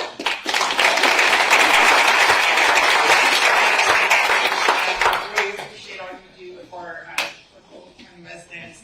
At this time, we have, and I also want to acknowledge my boss, who is the best county manager in the country and the best boss ever, Dick Anderson, who lives here in Alpharetta and Roswell, excuse me. And just thank you for being here tonight. I know you had a busy day. At this time, we can take a few questions for these gentlemen from the tax assessor's office, if there are any. We have some materials. Yes, ma'am. And I'm going to shuttle back and forth because we don't have time. Okay, and I can repeat the question. I cleaned my house like 21 years. I did this like 21 years ago. It's a one-time thing, right? That homestead, it's not like it's changed or I got to redo it or anything like that, right? The homestead exemption, once you file, it continues unless you change properties or there's some kind of change in ownership. But yeah, it continues year after year. You're not going to each year. Except if you don't qualify for a senior. Yeah. At age 62, age 65, age 70, there is a requirement. If you want those additional exemptions. Yes, ma'am. Yes, my question is about the commercial properties. Question about commercial property. I'm going to come back to you.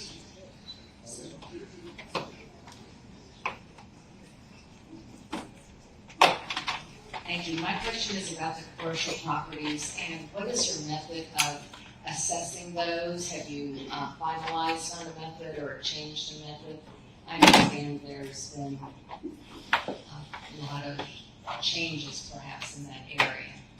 Well, there have not been any changes. As I mentioned in the presentation, staff is currently reviewing themselves. They'll be going through the reevaluation process. Those who may have filed appeals last year from the commercial side of things, they're finishing up, from my understanding, those hearings through the Board of Equalization.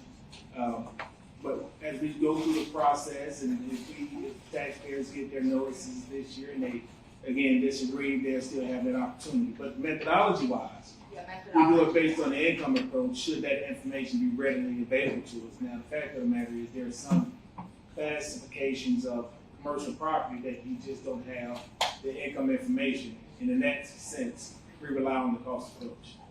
We use all three approaches to value our property: cost, market, and income. If that answers your question. When do you decide which one? If the income is... It's all about the information. So, take a hotel, for example. We can track that income stream. It's the income to the real estate, not the income to the business. So that would be something that would more than likely be valued on an income basis. But if you look at, let's say, a mom and pop store or a restaurant, it's difficult because those are typically owner occupied. Therefore, we rely on the market and cost approach. Thank you. You're welcome. Thank you. Yes, ma'am. Okay, so Fulton County, the 10,000 for the school exemption, that's as soon as you turn 65. You don't have to be 65 for a year. You have to be 65 as of January 1st. As of January 1st. Of that tax year. Yes. January 1st, the state of Georgia for taxes a date. So it's the date of evaluation. It's in the school. In this legislation.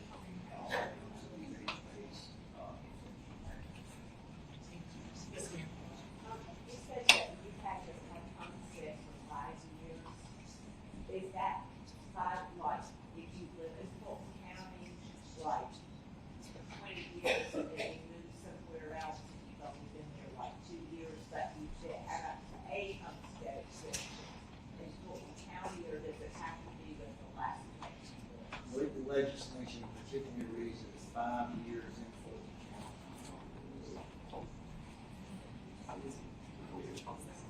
Yes, sir. Yeah, Mike, I wanted to clarify, on the senior one, I applied for this a couple days ago. I was 65 in February, but as I understand it, that's for tax year 23. So as of Jan 1/23, I'll be 65. So that's correct, right? You were 65 when? I was 65 February of 22. Yeah, and you're 65 as of January 1, 23, which is what that one applies. 2023. I think there is, one more for the assessors, and then we're gonna go to Public Works. Just to clarify on the education. Yes, ma'am. Education. That's a new tax exempt for seniors if you apply by April 3rd. That is correct, ma'am. And that's a school tax exemption. That's correct. A new homestead exemption for the Fulton County Schools portion of your homestead, of your property taxes. You have to be 65 as of January 1st of this year and apply by Monday. Yes, ma'am. And that would carry over for the following. Once it's in place, you're locked and loaded. I'm gonna, if you, let me come back. We're gonna wrap this up and go to Public Works. Yes. This is maybe more of a suggestion. I don't know if anybody else in the room feels this way, but I know a lot of us came here to talk to our commissioners, and we're approaching 2 hours and we haven't had an opportunity to talk to them, so maybe just a format suggestion. Thank you for that. Thank you. Just a quick question here. So on the residential side, most of us have seen there's been quite an increase in the tax assessment based on property values over the last couple of years. With the potential looming economic situation that's right around the corner for a lot of people to believe, how long or how fast do you believe the tax digest and tax assessments will react to any downward turn in property values?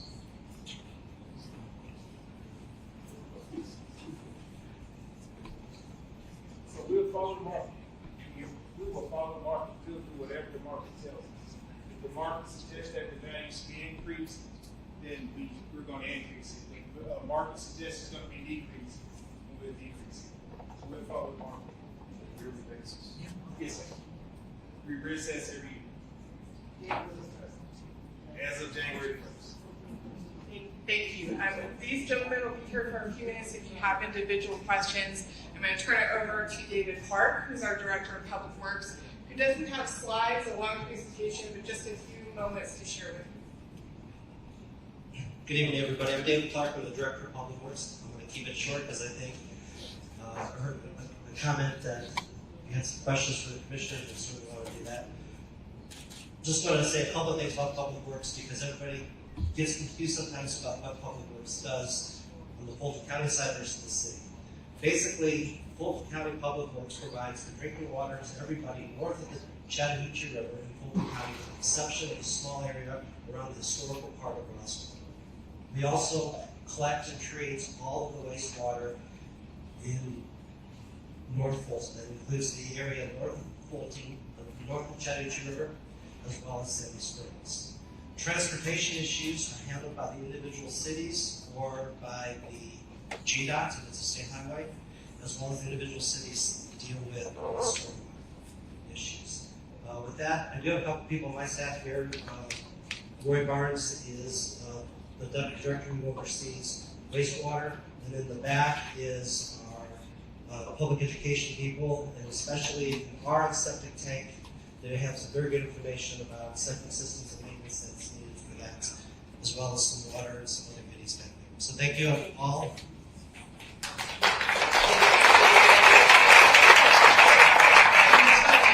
One thing, our office works on with David is their water quality report, which is available online if you ever have questions about your water quality for those in our jurisdiction. At this time, I think commissioners are ready for Q&A, and we'll go ahead and I'll ask my colleagues who are here to help me just raise. So we'll just kind of ask folks to raise your hand. I'm going to run back and forth with the mic. This is the one y'all have said you can hear best with. Yes, I'm a Milton County resident. Milton City resident. They want to be accounted, so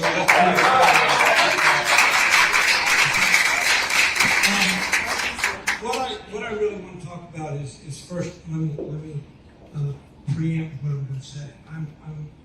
I'm dealing with very factual issues. And the other thing is when we contacted you, Commissioner Ellis, about 2 years ago on the reparations task force.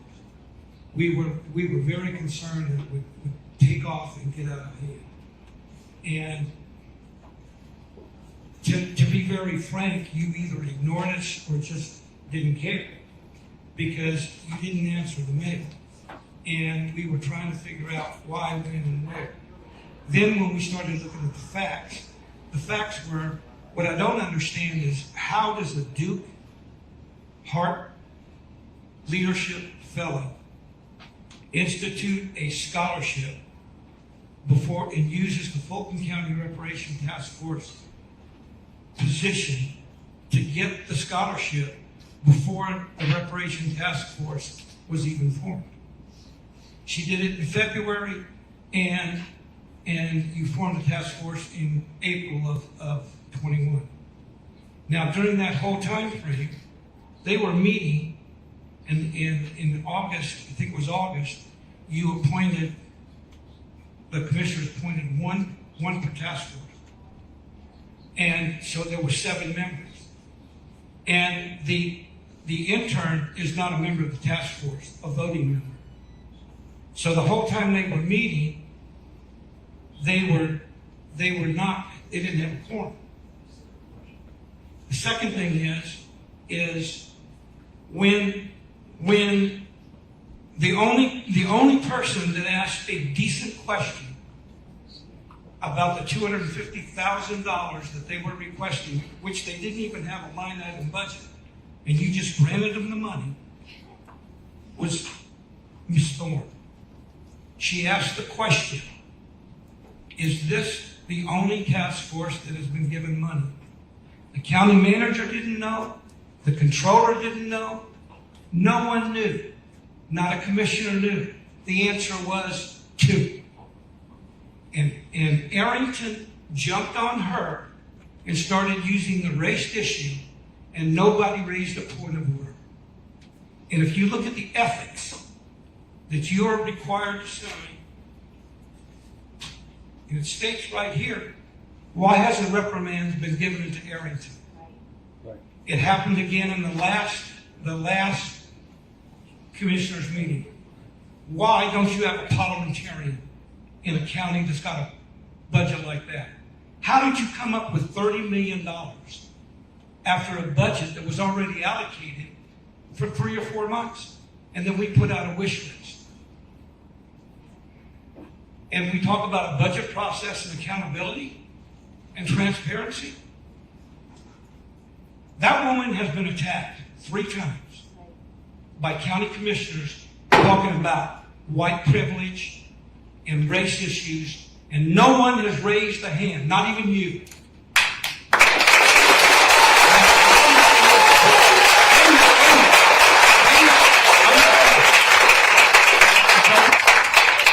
And my point is this: you are the vice chairman. I'm a parliamentarian in 4 states. If the commissioner, the chairman of the board, did not raise the point of order to control the meeting, you should have, as the vice chair. You should have said that to him.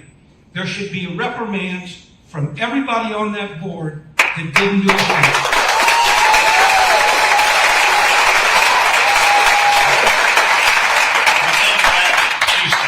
Okay, first off, in terms of the reparations task force, I'm not in support of reparations. I voted against it. I'm on record of that. I did speak with several people within this community about my position. And I was very clear. I also invite I have. Okay, so. That doesn't mean you're not accountable. Listen to me. No, I listen. Okay, let me finish. I know what the board does. I know what the board does too. Okay? I spoke to several people, and I communicated what my position was. I said, okay, look, here's what it is. If somebody wants to go down there and represent my position on that task force, let me know. We will talk about it, and I will appoint you to the task force. Nobody has taken me up. If you want to take me up on that, I'll put you on the task force. Glad to do it.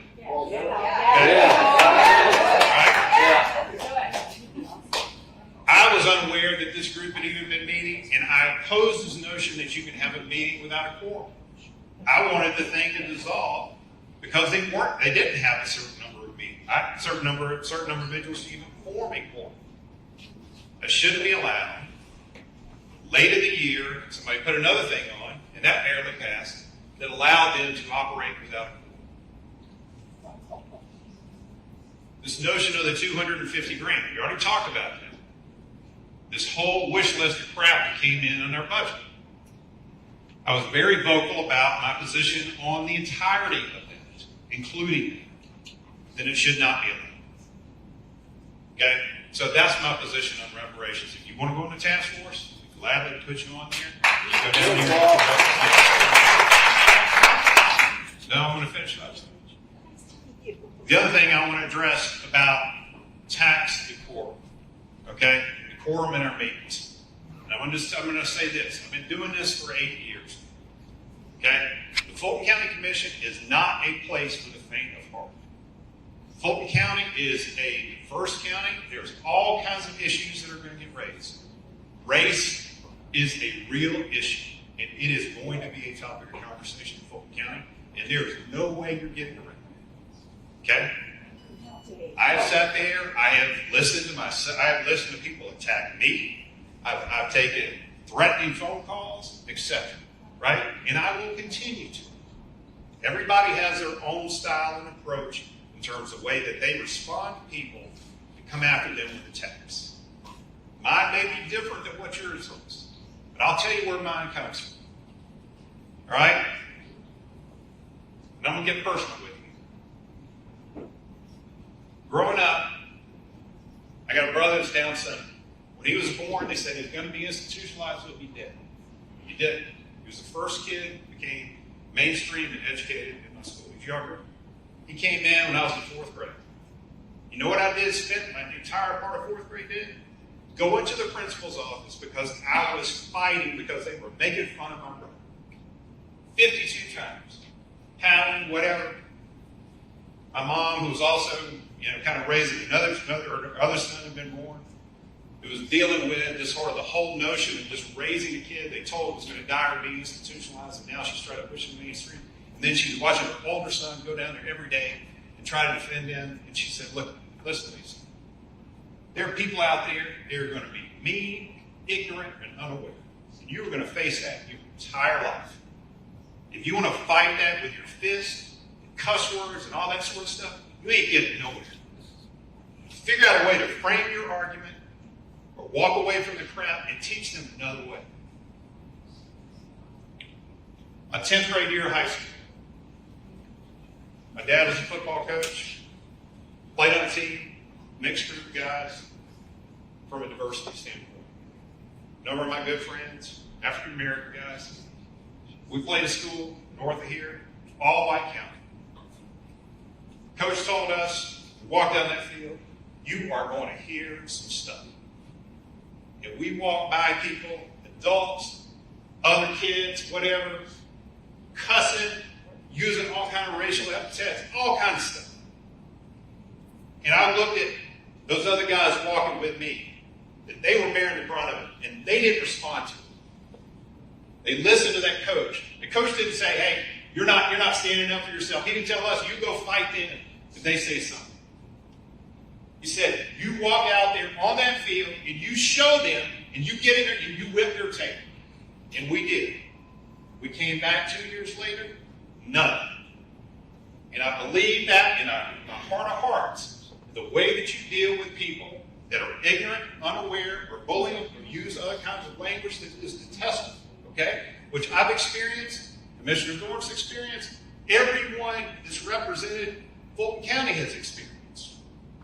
But you got to figure out a way to go back and use your logic, use words, and fight back the right way for your citizens so that you were able to get things done. Not turn it into a personal war. That's my philosophy. I've talked to Commissioner Thorne about that. We've had very candid conversations about it. And we're going to work together on it in terms of being able to get stuff done in the environment in which we face. That's my approach. If you don't like that, I'm sorry. The chairman he runs our meetings. Our county attorney is our parliamentarian.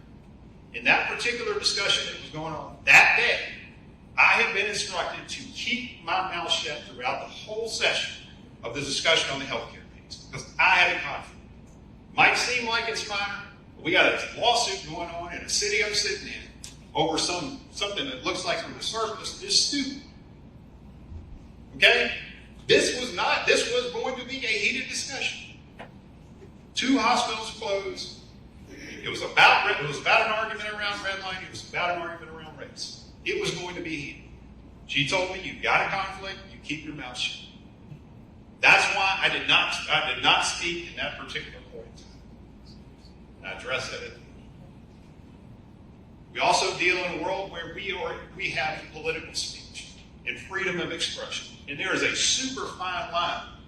There's definitely a tremendous amount of political speech and freedom of expression that is downright inappropriate. It's rude, unnecessary, not professional, not civil.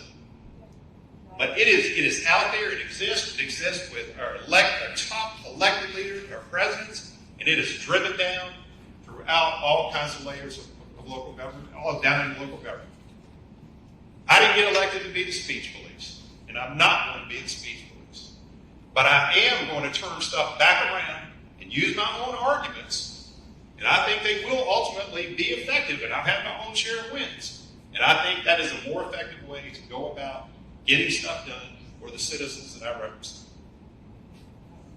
Can I say I'm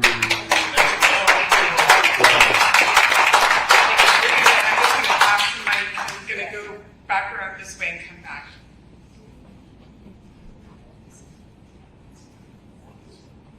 So that history doesn't repeat itself, and I'm going to use the sheriff's department as an example. Is there any, if you were running a business and the business was failing, such as our sheriff's department with breaking down cars, people leaving in droves, not good work-related environments that's supportive, my question is, somebody new has come in. Is there a process by which, especially problems within the county, that we look back retrospectively and say, what were the things we did wrong that led to this current situation, so that, 1, we don't repeat history, but 2, we can come up with innovative problem-solving solutions to the problems. We got to identify the problem. So everything sounds good, and I'm going to do more safety, but I want to know why we didn't have it before. For example, the sheriff's office. Is there some sort of process within the county commission that we look at what we did wrong before, why we're in the current situation? Thank you. I don't know. I think you guys, I can even defer a little bit to our manager on this, but I think we sort of collectively, talk about this. But a flashpoint that we've got in terms of justice right now, I don't know that any of us necessarily could have anticipated, the pandemic, right? So that really created the flashpoint. So that jump in inmates has occurred really since 2020. Okay, so we were still operating at those numbers like we had in 2020. We had a manageable situation. The pandemic created this case backload because all the courts closed, right? And then we had this, layered on top of that, we had this uptick in crime predominantly in Atlanta, right? Which in violent crime, okay? So that's sort of driven the prison population. To your point about, and this is part of what I was trying to get at earlier in terms of how do we stop that sort of stuff from repeating itself. One of the things that I think has been missed is we've not had good metrics in place to say this is the standard of what a good justice system should look like. Okay? It's just been a random walk.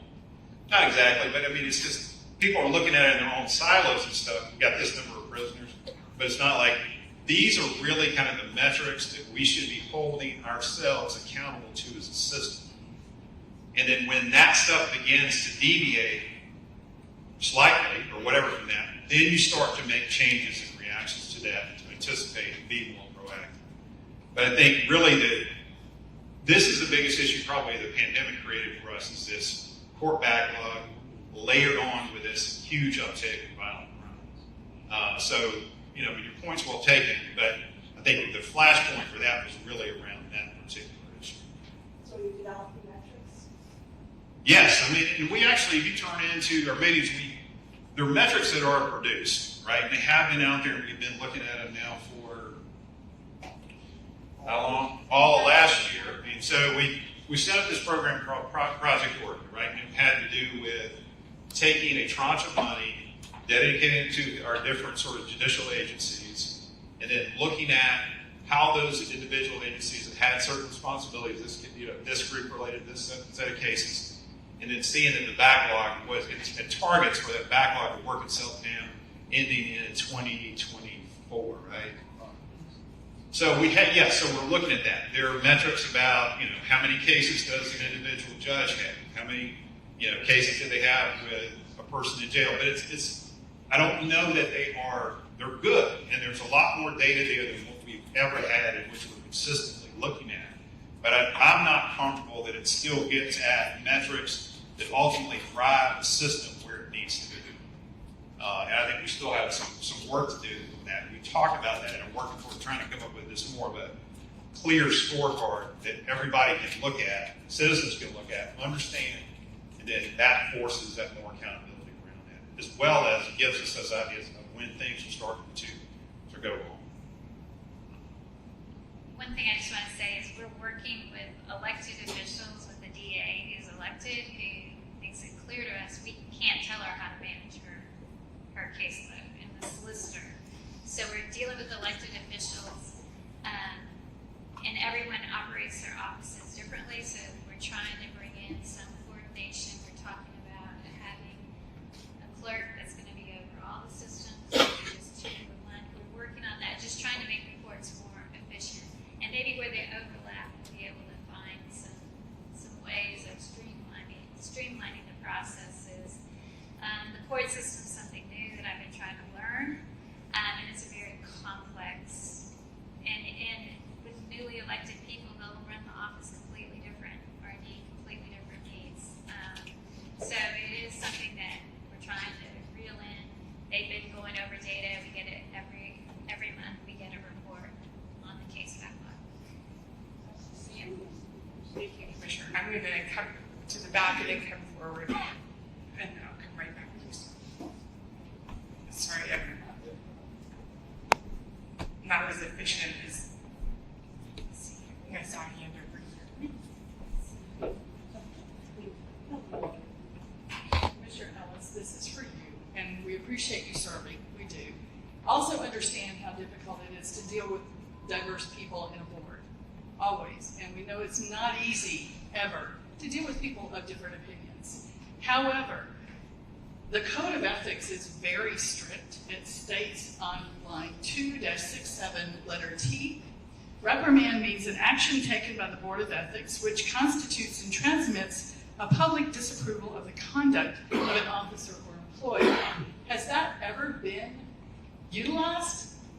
Would it not be utilized in this situation? Imagine if this had happened to either one of the other two people. Thank you. It has not been utilized. I would say for it to be utilized, number one, it requires 5 votes. So if it's called out, there has to be pretty much full consensus or large consensus. Councilman, I'm going to let the councilman speak, and I'll be right back. This for commissioners as well as we got plenty of state officials too. And Public Works Director, Mr. Clark. So today morning we had the Atlanta Regional Commission folks come and talk to us in Johns Creek. We are developing a 200-acre park there. Our hands are pretty much tied what we can do in the 200 acres. And by the same token, whenever I visited this facility along with Mr. Clark, they put out water quality of exceptional nature back into the Chattahoochee after recycling. And every time we get to hear this saying that the river is in danger, the river is in danger. Now, he has come in, and other people have told us there are the three major institutions which are recycling water. My point is, why are we depriving ourselves? At some point, we should talk to the state and talk about MRPA rules and all that, so that we can have a riverside or a boardwalk just like San Antonio has. Roswell has 8 miles of Chattahoochee. We have 13 miles of Chattahoochee, which we just cannot use. Thanks to these almost draconian rules, either EPD stops us, the National Park Service stops us, or these rules of MRPA. If what is going to be so good because of their effort, why are we still insisting on this, shackling cities like this?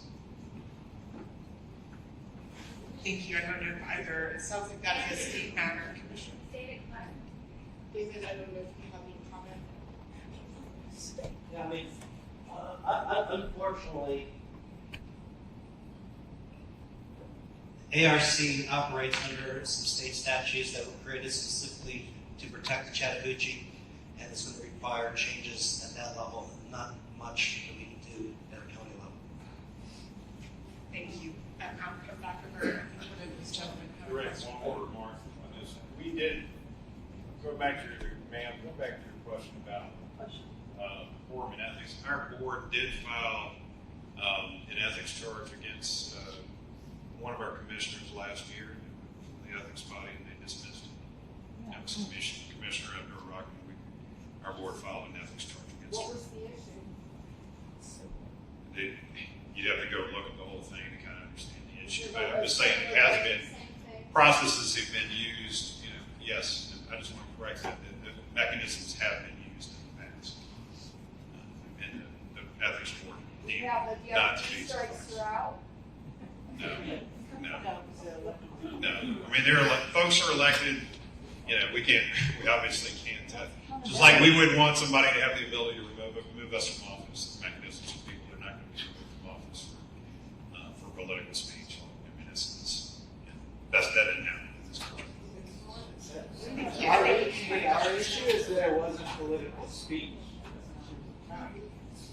Personal It's attack. been an attack, but I'm just telling you the way that, the other side has their own arguments and makes precedents. No, they told me like that and let us say it. It just keeps getting worse and worse. Next question. Commissioner Ellis, appreciate your time and development to efforts with cost control. And interested to know, is that something that's publicized in terms of the list of cost control efforts, et cetera, that would be visible on something that we tracked? Yes. And then the second part, go ahead. Yes, we do have a lot of data on our website. We actually have one of our folks working in our strategy office here, MicroWiki. I don't know, Dick or our county manager or Mike, if you want to kind of speak to a little bit of that, offer some thoughts, and I'm happy to do that. And give you a better viewpoint in that in terms of our transparency. I'll bring it back to you. Thank you. Good evening. My name is Dick Anderson. I'm the county manager. So just addressing that question directly, there is, and I'm trying to think of how many applications on open government, but it's somewhere between 9 to 12. So there's all kinds of both budgetary, outcome-oriented, and insights that I think would be interesting for citizens. And it's something we've really worked on to make it transparent and clear.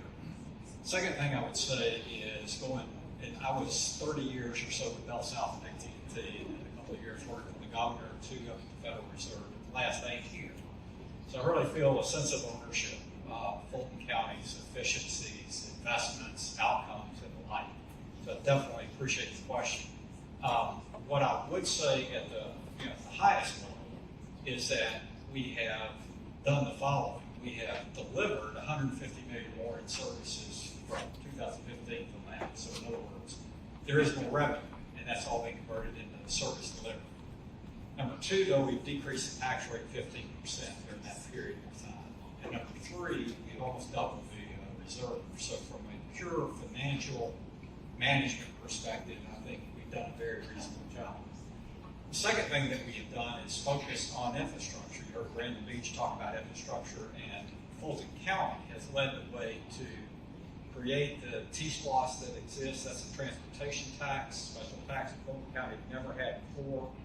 Over a 10-year period, that's $1 billion in transportation investment in Fulton County that, again, would not have occurred absent Fulton County's leadership and then obviously partnership with cities.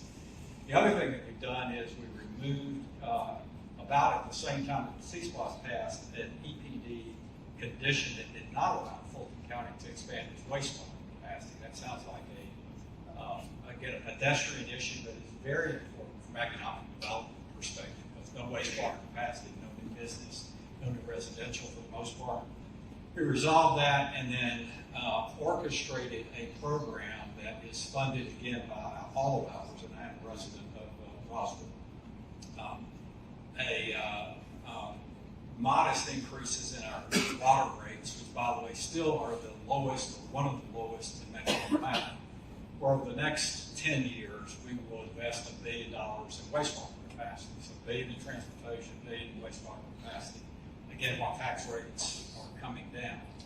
And then the last thing I would say our focus has been a little bit beyond what your question was. That was to focus all of our employees on treating the citizen as customers.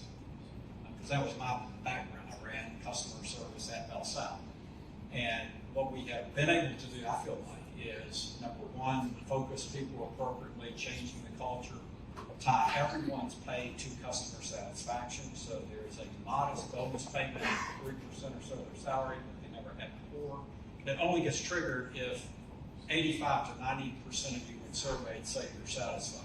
And then at the individual department, that's at the local level, and then at the individual department level, they also have a customer satisfaction measure. So if you're interacting with Public Works or some other department, Board of Assessors, you have the ability to rate us on customer satisfaction that directly affects their pay.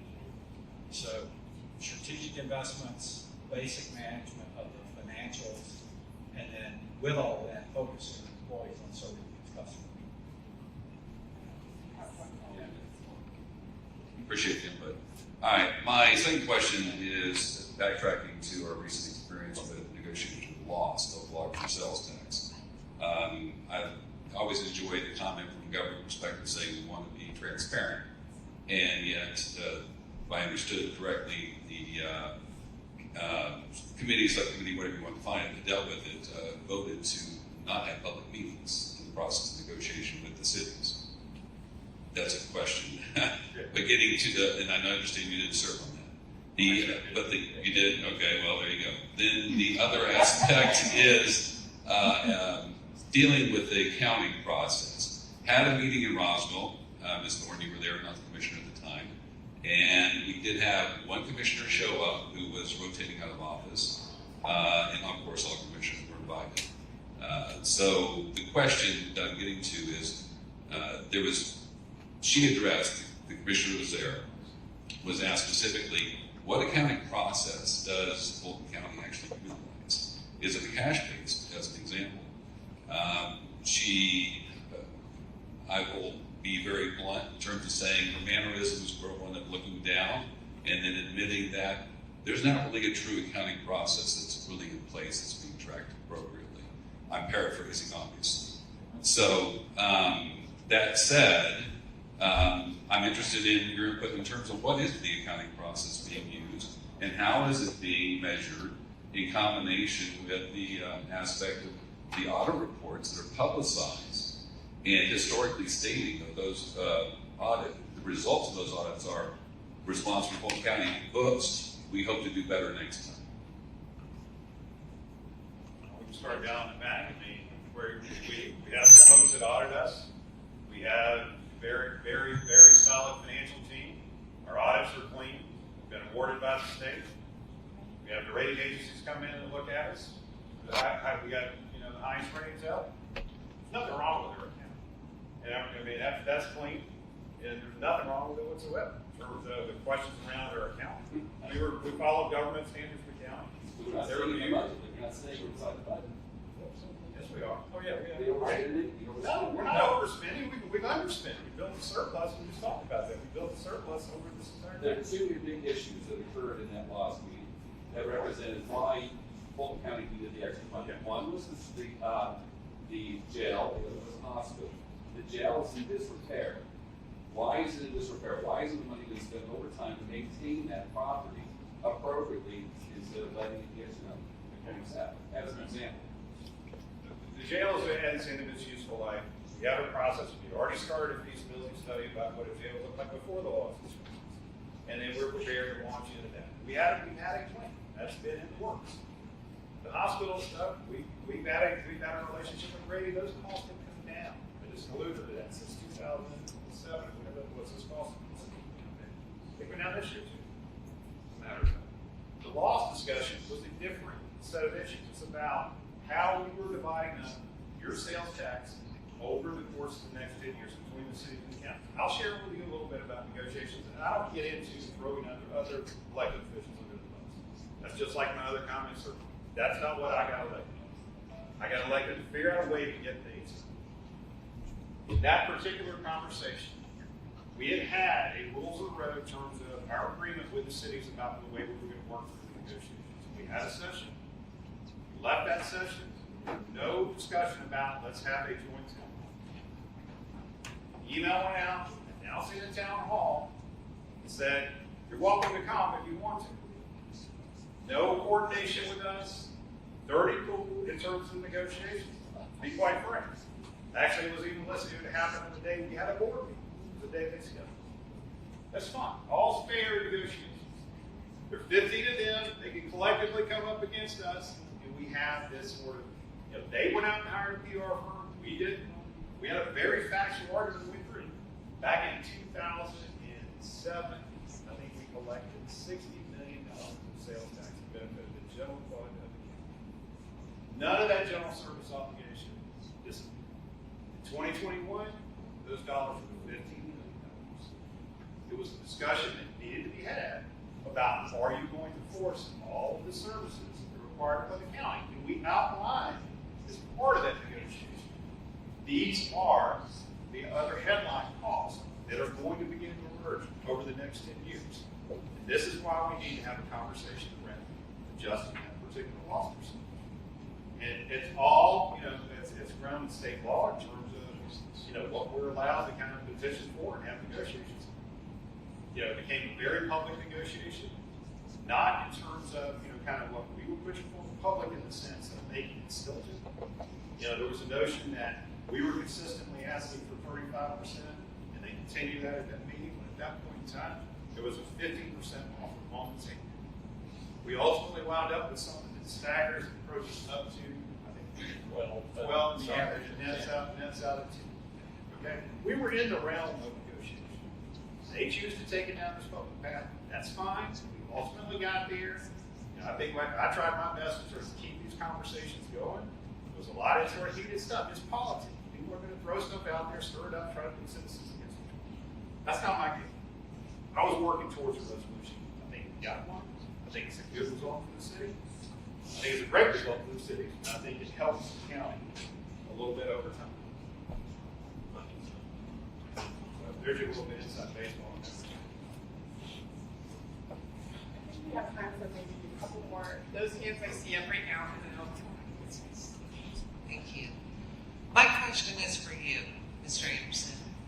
As the county manager, from what I understand and can see coming to board commissioner meetings, you were really the person that runs Fulton County. That a lot of departments report up to you, correct?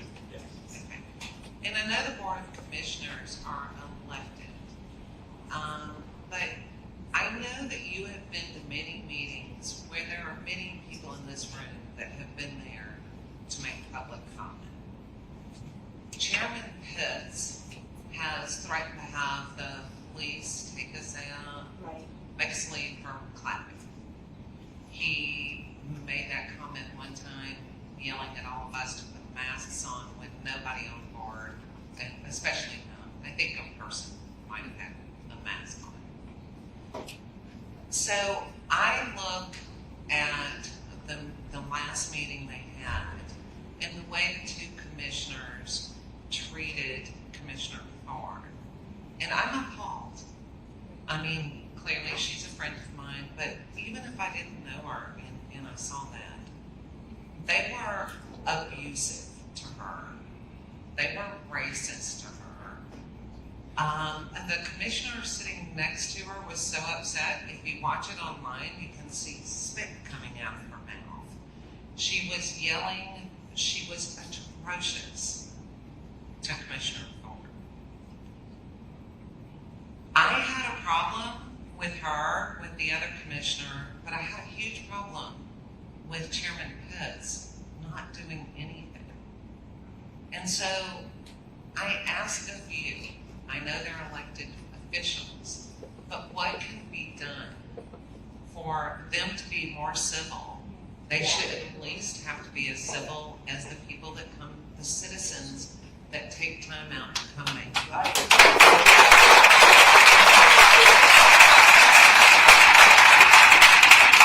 Might be a question for the commissioners rather than the county.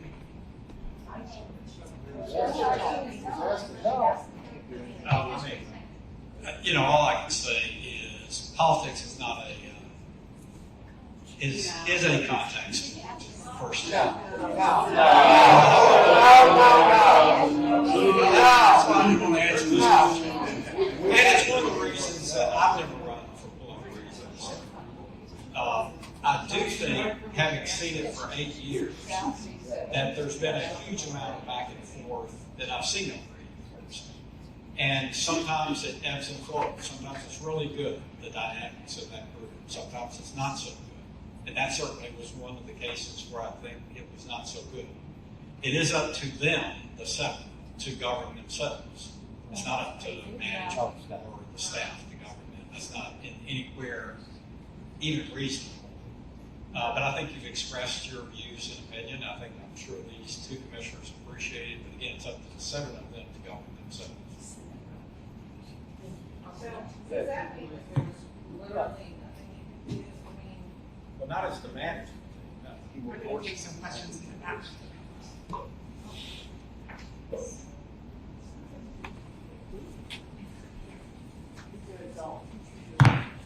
Commissioner Thorne, thank you for serving for this area. I appreciate it.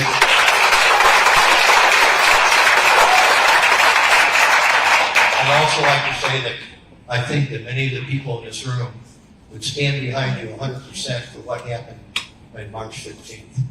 That was way beyond anything. The only way, in my opinion, that you stop that type of behavior is to reprimand those people, is to bring it down and not go, well, I have to work with them and all of that. My father, who I grew up in a poor area, I had to work my way, said you stand up for what you believe, and when people are wrong, you call them out on it. So that's the only way they stop. I want to thank you. And by saying that, I'd like to ask Commissioner Ellis to personally apologize to Commissioner Thorne for what happened that night and apologize that you agree that that did not happen. We'd like to see that. I think everybody in this room would like to see that. This gentleman and then you. Can I say something, Justin? Oh, sure. Chairman Pitts and I both wrote to our entire board and the other elected officials who were present at that meeting. Displayed, expressing our disgust with the entirety of that meeting. The interruptions, the name calling, and spoke specifically about how it hurt us as a county. This whole lack of professionalism. Okay? That message went out to all of them. Okay? So, yes, I have made that record. And Commissioner Thorne received it. And I called her the next day. We'll do it again. It's done. It's done. It's done. We have spoken about it, sir. And we're going to work together. We're going to take two more questions, and then I think folks will be here for a minute. This gentleman and then you. Thank you. Both Bridget and Bob, thank you for your service. And unfortunately, I hear what you're saying, Bob. I thought you did. I respect your position when be said about that. But rather than beat a dead horse, I'd like to transition this a little bit into a productive question to follow your principle of being logical and reasonable instead of reacting and fighting. So that probably happened. Yes, that hateful speech was unfortunate, but there was a real substantial issue there. I watched the whole thing. It was 4 hours long, but there was a real issue that I have a question on. So maybe one or both of you can answer the question. When Bridget gave her presentation about Wellstar and the information that she got, she was trying to do her due diligence. She provided the story that she did, and then the other folks, they were basically, and Wellstar was saying, we tried, we reached out. Well, the commissioners who were, very upset from hearing that information, they said, no, you didn't, right? I mean, that was basically their position. So they can't both be true. So to me, the substantial issue is, and the question is to you guys, and I don't know if you can answer this because of your conflict of interest. If not, then maybe Bridget, if you could, I'd appreciate it. Are you planning on getting to the bottom of who was telling the truth and who was lying? Because that would go a long way to resolving this issue. Because if Wellstar was lying and they lied to Bridget because she's new and they took advantage of her, that should be dealt with. But if the commissioners were lying and they really did come to that, maybe that explains their hateful speech. They were covering up their own shame. So whichever the answer is, I'm not saying I have any idea what it is, but it would be helpful to get to the bottom of it. Is the commission planning on doing that? And if not, I would encourage you to do so because it would help to resolve this from a substantial point of view. So thank you. I can bring this back to the. I can speak to now that the votes were taken. I have to say anything that can influence the vote, whatever. I'm clear of that particular conflict. Speaking decision, I spoke a little bit when I was on this when I was kind of identifying what my conflict was and why I had to recuse myself. Wellstar, and you saw a lot of this play out in this discussion around certificate of need laws in the state. Really, we got a big discussion around this at the State House, right, with Lieutenant Governor wanting to repeal certificate of need laws so rural hospitals could be built, and Wellstar seeking to block that. Wellstar, there are 2 hospitals that closed. And I would say maybe the truth is maybe that neither of them are, maybe nobody's necessarily lying, but maybe nobody's necessarily being maybe Wellstar is not entirely being truthful about the pattern of events. Wellstar, with their East Point Hospital that they closed, they did come and talk to many elected officials. Okay? And we had, clear discussions with them around that. I don't know if there was an exact expression or an ask and that sort of stuff. But number one, we don't own Wellstar, right? We own Grady. That's why we participate. It's our asset. Grady also is a single system. Wellstar is a large system operating at a surplus, right, with multiple hospitals, right? I don't personally view that as the county's role, nor do I want it to be the county's role to subsidize, privately owned things, that have their own sort of whole system and operate at a surplus. Anyway, so that they did discuss with us the closing of the East Point Hospital. In the discussion for that, one of the big rationales for it was its proximity to Atlanta Medical Center and how they weren't getting the utilization at that hospital, the proximity of it to this other hospital, they would be able to service these clients out of there, etc.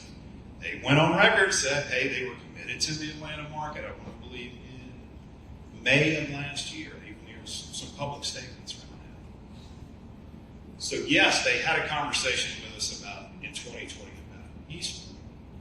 Never any conversation about the Atlanta Medical Center. In fact, the discussion around the closing of East Point was predicated on those folks being serviced out of the Atlanta Medical Center. So when Wellstar came public and stated their position that, we were clear with people, we talked about this, nobody wanted to help us out, that was pretty disingenuous. Okay? I mean, it was. It's not what took place. Like I said, I got a relationship with them, so it's, I thought that they, handled themselves poorly. They have a certificate of need. They're given quasi-monopolies to operate in these areas. The notion that then you can walk away from an area, but yet you want to fight to preserve a certificate of need and not allow somebody else to come in and compete with you. That's not, I don't believe in it. I don't think in terms of most probably people in this room, in terms of competitive principles, I don't think that's right. So, yeah, I do believe, I mean, they have a public relations problem that they created with the closing of the Atlanta Ellis. And I mean, I don't know what information Commissioner Thorne received, but I suspect it wasn't that exact story. It was probably their, what they selectively wanted to share. So those people that represent those areas, yes, they're mad. I mean, they're pissed. They feel like that they got abandoned, they weren't consulted, and they walked away from it. And quite honestly, it left a gap that even though you and I sitting in Norfolk probably we're never going to wind up in that hospital, but it's left a gap that ultimately is going to become a conversation around how do you fill it funded. I mean, fortunately, the state has stepped in and provided funding to help add additional beds at Grady, and that's going to help close some portion of that gap. But it's going to create, it's creating a gap that's going to come back to all of us. And it wasn't a conversation that they invited other leaders into. It wasn't a conversation like when Grady was hitting the skid several years ago that the business community was invited into, other people were invited into, and a solution was found. This was secret. I mean, that's from our perspective in terms of being there at that point in time. And I think the county manager can kind of, I don't know if you agree with me in terms of that characterization. Yeah. Yeah, well, not only, just adding one thing to say exactly right, and that is we met with Wellstar, I personally met with Wellstar 6 to 8 times in the lead up to East Point. Never once did they ask for public funding. Number 2, never did they indicate anything about AMC Main closing. When it did close, we had them back to our office and said, hey, what gives? How did you meet with us 6 to 8 times on the small hospital and then on the main hospital give no heads up whatsoever? And again, to your quasi-monopoly status, as a public utility executive, I told them, I said, I cannot fathom Bell South ever doing something this boneheaded because their brand, of course, their image, it just wouldn't be done. And I've been on the board of Children's Healthcare for 7 or 8 years. They would never do something this boneheaded. So, again, if you're looking for sympathy for Wellstar, for me as an executive, I have none. And I just want to recall, there was no mention of racial, that this was a racial decision. I was only arguing that it was an economic decision. If you're accusing somebody of racism, that's a heart issue. That's a heart of a company that's trying to serve the largest security net provider in this state. So what good was this resolution going to do? Do you think it's good that we turn the DOJ to come investigate when not one drop of racial? I'm not going to stand up for Wellstar and say what they did. Did they talk enough? Did they not? I don't know. Because we as a board have never had a conversation. Nobody came to try to fill us in. My conversation was, they're racist. Let's have them looked at. Let's have the DOJ look at them and investigate. And we know how that goes lately. We know how good the DOJ is looking at parents in Virginia who attend school board meetings. And then, secondly, the IRS. They wanted the IRS to pull their nonprofit status. We have a hospital right over here, a Wellstar hospital. There are Wellstar hospitals all across the state. So we as commissioners want to pull their nonprofit status. That's what that resolution was saying. I just wanted to have conversation. I wanted to be filled in. Did they talk? Did they talk enough? Did they talk to who? AMC Hospital Midtown. It is a half mile from my daughter's house on the Beltline. Property values there are very high. Yet there is no way my daughter would go to that Wellstar Hospital. She'd go down the road at Henry Crawford Lawn. It's right across the interstate from Grady. It was underutilized. So whether they talked, whether they not, I don't know. Certificate of need, if they pull out, hopefully someone else will come in there. I know we need a solution to the problem to help those people. And that resolution, I don't think helps those people. I think it's telling Wellstar, screw you. Fulton County says, screw you, we're going to punish you, and they're going to walk away from the table, and they're not going to come back and try to help. And yet those people in South Fulton need them. We need another partner probably to come in with them. We need to figure out, I met with Mayor Motley Broom yesterday, and just try to talk and brainstorm to see what we can do. We don't know.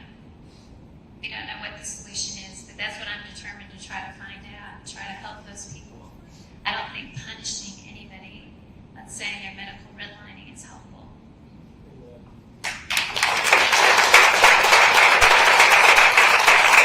One last question, and I'll I promise I'm going to come back. Thank you. Thank y'all for your time today for this opportunity. I wanted to go back to the commentary you had, and Mr. Anderson said that politics is a blood sport. We seem to be in a unique time period right now where we're having to bear witness. We're having to bear witness to activities, functions that just are not appropriate and that are unacceptable. And to watch that meeting and to hear person running the city that is just a blood sport. Can I ask you a question? Are you paid, I know how it is on this municipal level, are y'all paid like employees where you're paying Social Security? For your stipend, are you getting Social Security taxes taken out? So you're treated like an employee. So Mr. Anderson, if somebody went into Public Works and started treating someone and talking to them the way they talked to Bridget, Commissioner Thorne, would they have come and filed a suit with HR that said that they're working in a hostile work environment and being harassed? They can do that as well because they're employees. And if we allow it, especially as public as it is, as we bear witness and we allow it to happen and make excuses, it's no different than we were talking to the sheriff and he's saying he has all these extra people in the jail and we have to do something in the first grade level. Well, if we're not going to hold people accountable for their actions that we're witnessing and bearing witness today, how do we expect anything else to change? At some point, you have to stand up and be the beacon and say, this isn't acceptable, because you're going to bear the brunt. We're all going to pay increases in our insurance when someone finally says enough is enough, this is harassment. And if that's the way that this has to end, because it's not acceptable, you should be able to have basic commentary and agree to disagree. But if people are going to get away with behavior because they know it's taboo or someone's afraid to say something, then we're bearing witness to what? At some point, being able to witness what you're seeing, you have to actually have action. And it does sit with you, because you're running the city, you're managing the insurance policies, you're managing the people. And if the people that report to you can file an HR and they'll be successful in a claim, even if it's a subcontractor, one way or the other, then so can they. And we all deserve to be treated better as residents and as taxpayers, because we're the ones who are going to bear the brunt. And at some point, if we're not willing to say this isn't acceptable behavior, how can we change it anywhere else?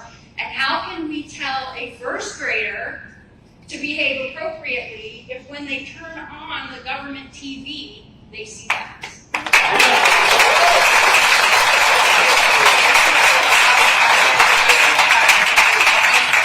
have staff who need to get home, but thank you all. Commissioners, do you have any closing remarks?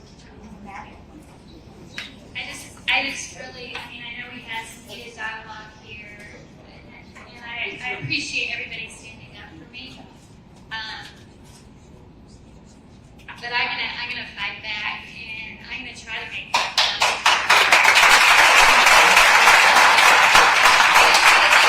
time to get to know who I am down there. Yeah, but I am gonna fight for you. I'm gonna stand up. I'm gonna meet with the people who don't agree with me. People, gotta befriend my enemies and work together. So that's my goal. I appreciate all of you for coming tonight. It makes my job God's job, knowing that you care so much, a lot more worthwhile. And I just hope we'll do this again soon. We'll have a public safety, maybe town hall I heard coming up here in the next couple months. And thanks again for coming out.